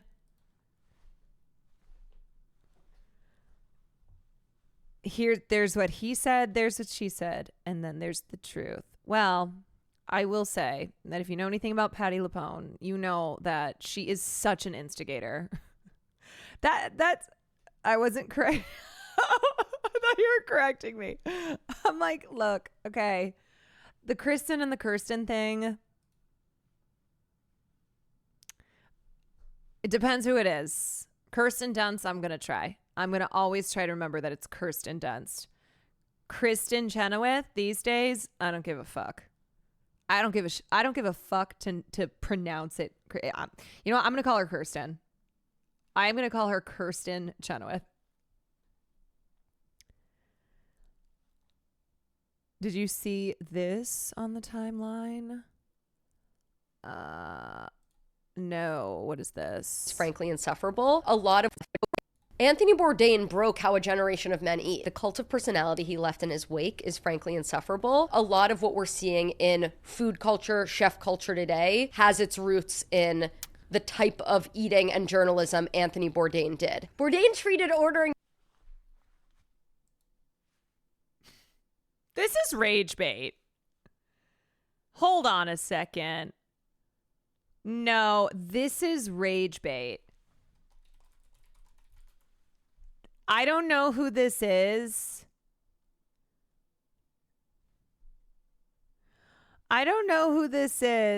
But wait, the Free Press, isn't that fucking Barry Weiss's site? Hold on, you guys. Oh, I know why you're sending this to me now. Because it is rage bait and you want me to become enraged. That's Barry Weiss's fucking sister. Y'all, let me ask you a question. And I want you to be so honest. How many of you were in Hassan's stream earlier today and someone sent him that link and he responded and you just can't get enough? You just need more of it in your veins. Mm-hmm. You're like, now I need to see Caroline respond to this because it's obviously crazy. Fuck her. Soup like a search and rescue mission, and now every man thinks they have to spelunk into some cave in order to get a bowl of pho, and unless they do, they're not really having dinner. Everyone just needs to calm down, take a step back, enjoy the Okay, can I do ginger phobia to her? Or are y'all gonna come at me? Okay, everybody earlier was, coming at me for the ginger phobia. Can I do it now? Slice of pizza or burger you're eating. It's not that deep. That's you guys, I really fully, this is the third time I've seen it today. Oh my God. First Gremlo, then Hassan, now you. Oh my God. Oh my God. This has to be rage bait because that truly was not what Anthony Bourdain was about. Right? So either Barry Weiss's sister is the stupidest person who's ever lived, which is possible because she's Barry Weiss's sister. But otherwise, this is just full on rage bait. Clueless Bourdain was pro-Palestine. I'm sure it has nothing to do with her having this take. Yeah, I'm sure it has nothing to do with the fact that they want to tarnish Bourdain's memory and legacy. She is very stupid. There was a local story on her being rejected from all of her preferred universities, and oh my God, wait a second. This girl, hold on.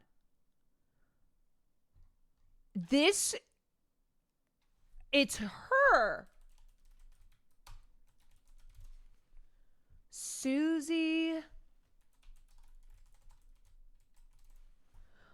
Wait, is she the one who was rejected by Texas A&M, or was that a different white girl? No, I remember this girl. Wait a second. No, I do remember her. I do. Yale, Penn, and Vanderbilt. Among the reasons Susie says she was rejected, quote, diversity. Yeah. I offer about as much diversity as a salt. Oh my God, you're kidding me. You're kidding me. How did we not make the connection at the time that this was Barry? Maybe people did, but now it's just being brought up. But that this was Barry Weiss's... The self-victimization runs in the family. Team Cracker. She writes, I also probably should have started a fake charity, collecting donations for the underprivileged chimpanzees of the Congo. She even blames her parents, writing, I noticed long ago that my parents gave up on parenting me. I've never sat down at a piano, never plucked a violin. Still, the competition is steep. Princeton accepted only 7% of its over 26,000 applicants this year. Just because... Man, it must be so nice to be mediocre as a white person and just be like, anti-white racism. She didn't even want to get into college. Let's be real. She wanted that Weiss Griff money. Gremlo, I'm sorry, but I do have to move forward with the ginger phobia, unfortunately, because of this girl. Because you're an A student and have great test scores doesn't mean you're eligible for an Ivy League school. Some call Susie a truth teller. Others say she's entitled. To those of you Others say that she's a fucking loser. Disgusted by this, shocked that I take for granted the wonderful gifts I've been afforded, I say, shh, The Real Housewives is on. Also, I'm sorry. And Susie Weiss joins us now. Susie, good morning to you. The Bridgerton strings in the background. Good morning. Well, that's one way to blow off a little steam in an op-ed in the Wall Street Journal. Yeah, thank you so much for having me, by the way, and also thank you to the Wall Street Journal for printing my piece. Well, what were you hoping to accomplish? Well, it's a funny story, actually. The piece was written... I got rejected from a bunch of schools in one day, and like... Also, why... You couldn't waterboard this out of me, okay? Being rejected and then going on national news to be like, yeah, I got rejected from all these schools. Nope. Any teenager, I'm sure like millions of teenagers that day, I was crying to my mom, and she said, I cannot hear about this anymore. Just go talk to someone else. So I called my sister, and I was crying, but she was hysterically laughing, and she said, go write this down. So I did, and this is what came out of it. Actually, we asked our viewers what they thought. We put the op-ed online. 53% said it's a whiny one-woman pity party. 30% said it accurately captures what college admissions oh my officers God, expect just these totally days. And 17% said they weren't shameless. sure whether to take it seriously or be appalled by it. So what do you say to those 53% who say, okay, you're blaming others, but not yourself? I want to did you call my grandparents? Because I don't think you got them in there. Well, where would they come down? I think they would support me, but. Does she have a humiliation fetish? Is she a Twitch chatter?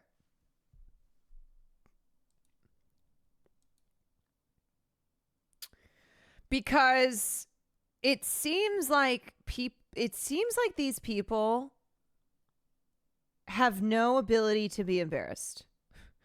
That it's a combination of the just strongest ironclad feelings of being a victim, but also just getting a kick out of the whole thing. Like they think it's funny. Just going, let's go on the Today Show. Because that's the other thing, okay? Do you see people who are not this fucking dumbass getting a spot to go on the Today Show to be like, yeah, I'm a loser. I got rejected from college. And it's because of anti-white racism.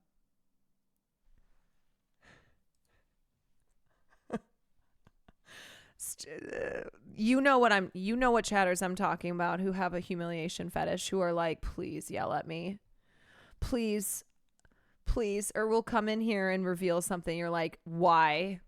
Why did you? Is there a gun to your head? Are you being held hostage? People who are like, can you use the condescending baby voice on me? Love how her sister was like, yeah, you should totally write that down. Yeah, because it's Barry. Of course, they are in the same family. Oh my God. You know what's interesting is like with people who are despicable, like a Barry Weiss, you never think about them having siblings. And then you find out and you go, there's more of you? Unless the siblings are based, okay? Because sometimes that happens. Sometimes in a family, in a family with siblings that are in various public-facing careers, like Ben Shapiro's cousin. Yeah. Ben Shapiro's cousin. Let's put some respect on her name. Mara Wilson. Thank you. I did forget for a second. Mara Wilson, who is Ben Shapiro's cousin. She is very visible because she's an actress and has been an actress since she was a child. And she is super cool and based. She's very based and is like, yeah, my cousin fucking sucks. That was like when I called out my cousin and got accused of being racist against white people. I saw that disgusting piece that he wrote again. I think it was Sana Saeed who posted a screenshot of it the other week, just as another example of like how egregious the mainstream media has been in laundering consent for genocide. And every time I see it, I'm like, now granted, we are not first cousins. I don't think we're even second cousins. Never met the dude, never will. But still, it's like, why couldn't my cousin be Michelle Kwan? Bro, I still think about that and get mad about it. Yes. That produced the hate campaign that to this day still follows me around and accuses me of being anti-white. And it doesn't matter that I say I am a white lady. That they're being anti-white. People who erase my whiteness. People who erase my whiteness are being anti-white. By denying me my white heritage. By erasing my whiteness. Are you talking about Lucas? No. I'm talking about Graham Wood, who writes for The Atlantic and wrote the piece that said that you can legally kill a child. It's sad. It's not great, but you can legally kill a child. The number 2 family betrayal is Kevin Kwan not casting me in Crazy Rich Asians. This is true. Kevin Kwan did not cast me in Crazy Rich Asians, and now he is dead to me as well. So, okay, did I have anything else that I wanted to show here? Oh yes, I did want to watch BB No Money's new music video. Thank you, Tavia. I would have been sad if I forgot to do that. Very funny that BB did what he did here, where he censored Asmongold's face, and also very based that he wrote, additionally, all funds generated by this video will be donated to the PCRF. So, I mean, that's a king. The Palestine Children's Relief Fund receiving any funds generated by this video. Also, Will Neff is in this. I put the sex in sexy. I put the sex in sexy. I put the sex in sexy. Well, I got rose gold on my wrist. I don't wear electric. Too many zeros on a chip. Can't count it. 30 Sherman on my Jimmy. Bitches slipping Hendrix. Wet hair, don't care if you ain't eccentric. ASOP. I got soft skin. GOAT. I went Ben 10. You should me. I stay clipping. Yes, I push P. Ladies and gentlemen. I put the sex in sexy. I put the sex in sexy. I put the sex in sexy. Shit. I would even undress me. I put the sex in sexy. I put the sex in sexy. I put the sex in sexy. SEXY. It's actually so good. Bitch, I'm a bureaucrat, foreign fun. Don't be a copycat, kiss my tongue. Please, baby, let me clap, bum bum. Got a aristocrats, no diamond. You blandish, put you in a panic. Bank real think, can't see the money vanish. Dick tangent, gotta speak in Spanish. Big toe ring, got it flooded like Atlantis. Athletics, first in the class. Straight to the bag, I'm a pro like Bass. Diuretics, pissing out cash. Pants never sag so high, got a rash. Bitch, I ain't man, I'm random. A-Ran, doors never close on king shit, Aslan. Cooling with the folks at the crib, watch gangland. Jiggy in the club, let Annalise jazz hands. Cast spells, get coochie like Merlin. She stick real bad, stay swerving. Sex sells, well, fuck it, we splurging. Hair gel, I'm composed like Gershwin. I put the sex in sexy. I put the sex in sexy. I put the sex in sexy. Shit, I would even undress me. Okay, I'm sorry. Wake Wilder literally looks like he appeared in a time machine. That man lived during this era. Sex and sexy. I put the sex in sexy. SEXY.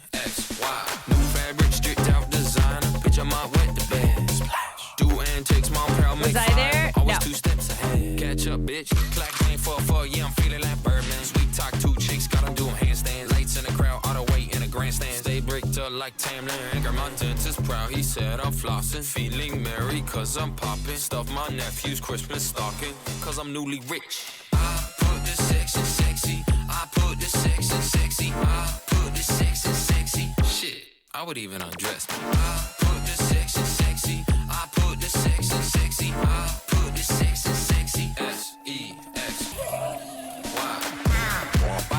Wow. This money on me like a rainbow. These diamonds on me. They look pretty good for a bunch of sweaty nerds.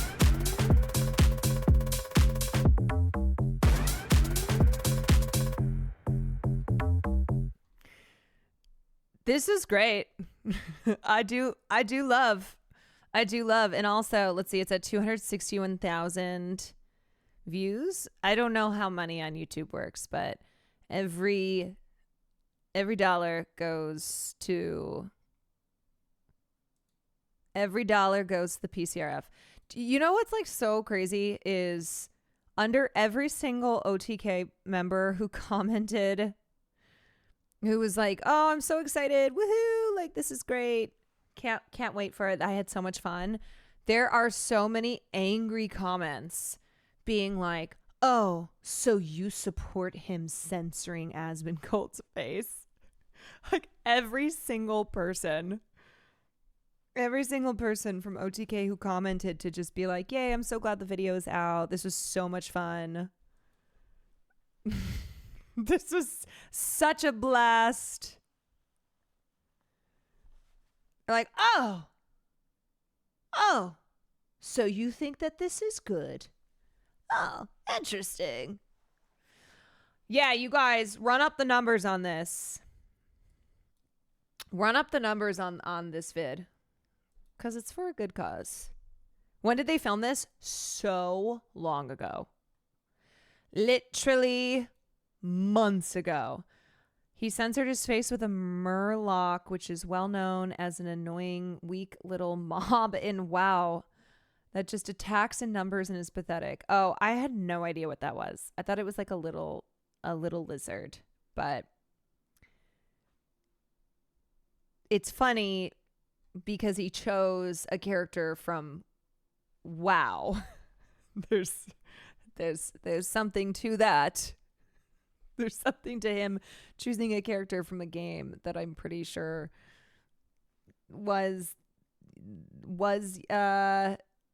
the game that what's his name blew up in. Like that was his game. That was from my understanding.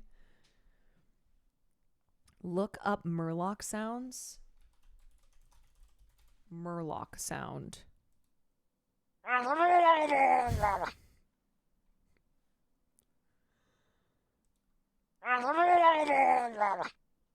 Oh.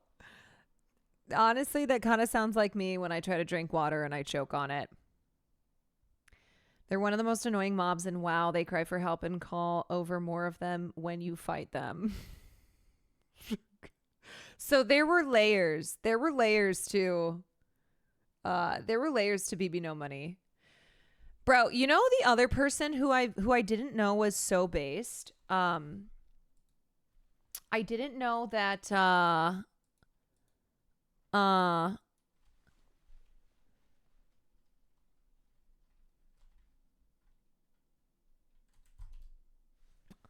what's his name? EAJ. Yes.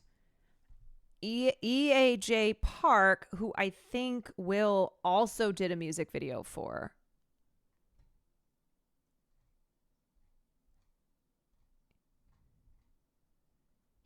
I didn't realize like he's been speaking out a lot on Gaza. I brought him up. I was like, Will, I didn't know EAJ was so rad. He's like, yeah, he's super cool.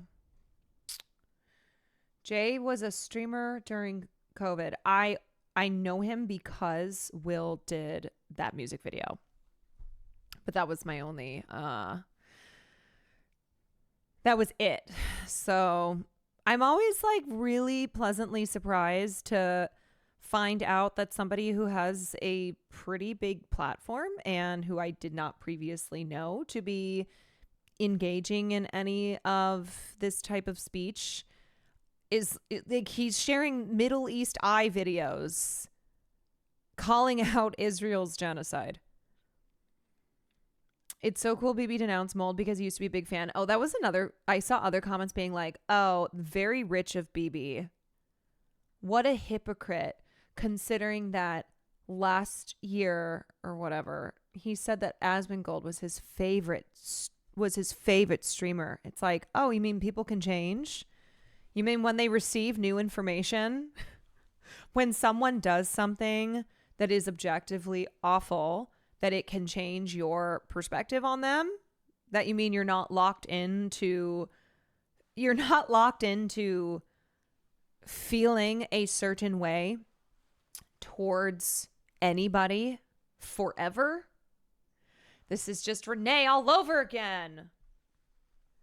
Yeah, it shows that BB stands behind his morals, right? I mean, I think like I think BB is a guy who he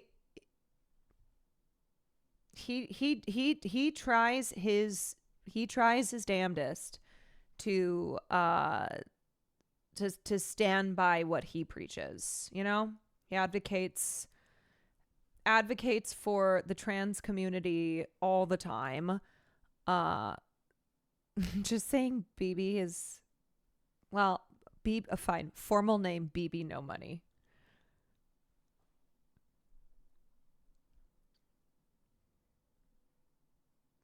Funny comment I saw was that he made the guy who doesn't drink water into a fish. Yeah.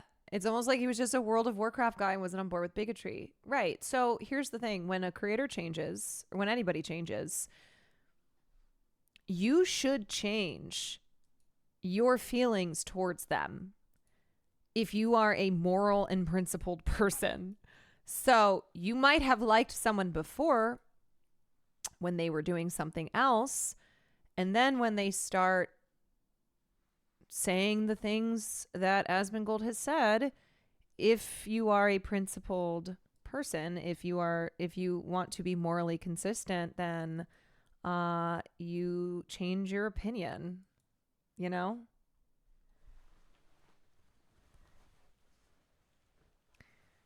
The idea that you can never change your mind or else you're a hypocrite is one of the stupidest, most terminally online bullshit in existence. Yeah, it's why I used to have that segment called I Changed My Mind, where people would write in examples of when they had changed their minds on anything, you know?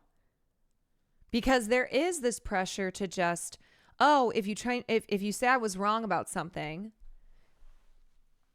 yeah, like poor Frogan with what's the fucking One Direction? No, not One Direction. What's the knockoff of One Direction? Big Time Rush. Yeah. Yeah, and now you have James Maslow out here who's doing propaganda for the state of Israel. But anyway, what was I saying? Yeah, so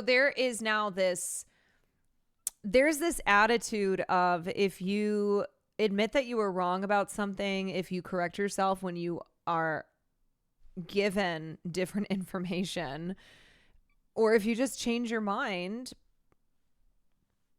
that it's like a shameful thing that people will, it's just this attitude of being right, even if you're not right, even if you are not correct, is the most important thing. And that means you can never change. You can never back down, right? It's this, you will be perceived as weak if you ever back down.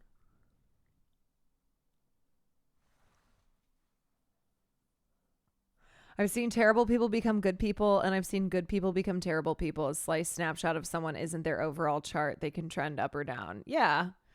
I think it goes, I think we talk a lot about people who were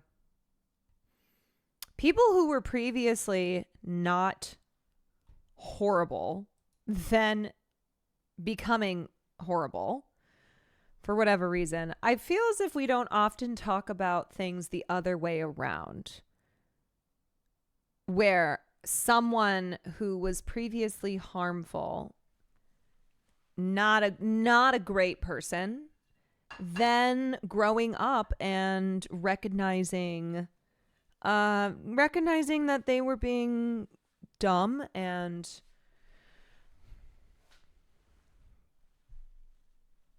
saying stupid shit. Yeah, like iDubbbz. Yeah, when he was in his edgelord era, and then went, yeah, I'm not doing this anymore. I've grown up, and I am sorry for the harm that I caused.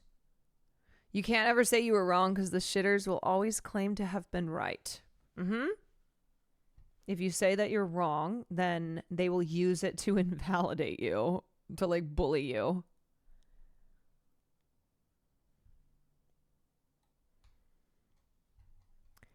It's quite silly. It is. And I think it's good to change your mind and grow. We always want to be growing. We always want to be learning, We grow and we learn. We learn and we grow. We learn And we keep learning. Okay, what time is it? 8:20. All right. You guys, I'm sorry, but I'm going to go have a movie date with Will. We are going to go watch Bring Her Back, which I didn't even know about. I know, and I was going to do sneaky film night, but then he was like, "Do you want to go see this movie?" And I said, "Yes," because it looks really good. Bring Her Back. It's an Australian supernatural horror film directed by Danny and Michael Philippou and written by Danny Philippou and Bill Hinsman. A brother and sister witness a terrifying ritual at the secluded home of their new foster mother. Ooh. I'm going to go watch that in an hour too. Let's go. Has anybody seen this yet? Oh, they did talk to me. Okay. Huh. All right. Is the VOD from this morning up? It should be. Yes. Okay. Well, I am going to go watch this and then I will give my thoughts. You know what? Fuck it. I'll just set up my stream at the theater, I'll just do that. But I will be back tomorrow. Tomorrow's Friday. I probably won't be streaming in the morning. We'll do an evening stream. And we will definitely game tomorrow night. So I did 2 streams today. So morning crowd and evening crowd. And sorry, I was planning on doing some more fun stuff, but this was still fun. This was still good. Okay, is anybody doing anything special? Or like, are there any streamers that I should know about? Right? Let's see.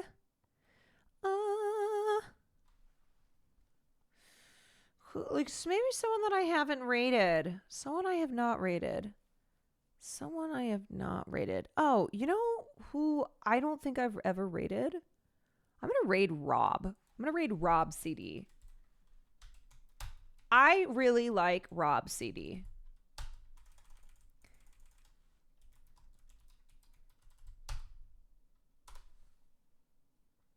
There we go. It's my 6th stream anniversary. Wait, are you? Oh, congratulations. I did not know. I'm very curious who in here streams. Admitted Flunky, thank you for the 5 gifted subs before we head out of here.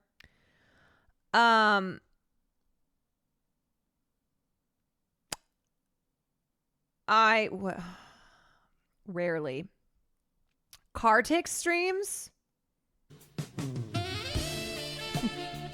I like finding out who sneaky streams. I sometimes stream a box of baby possums in my backyard. That's content, man. That's what the people need. I've got a streak of over 500 and J Marianne streams. Holy shit. Wow. Very impressive. That is so many.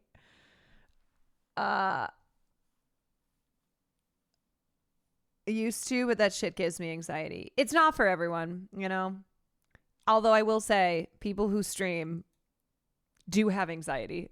Not everyone, but make no mistake that is very much so a thing.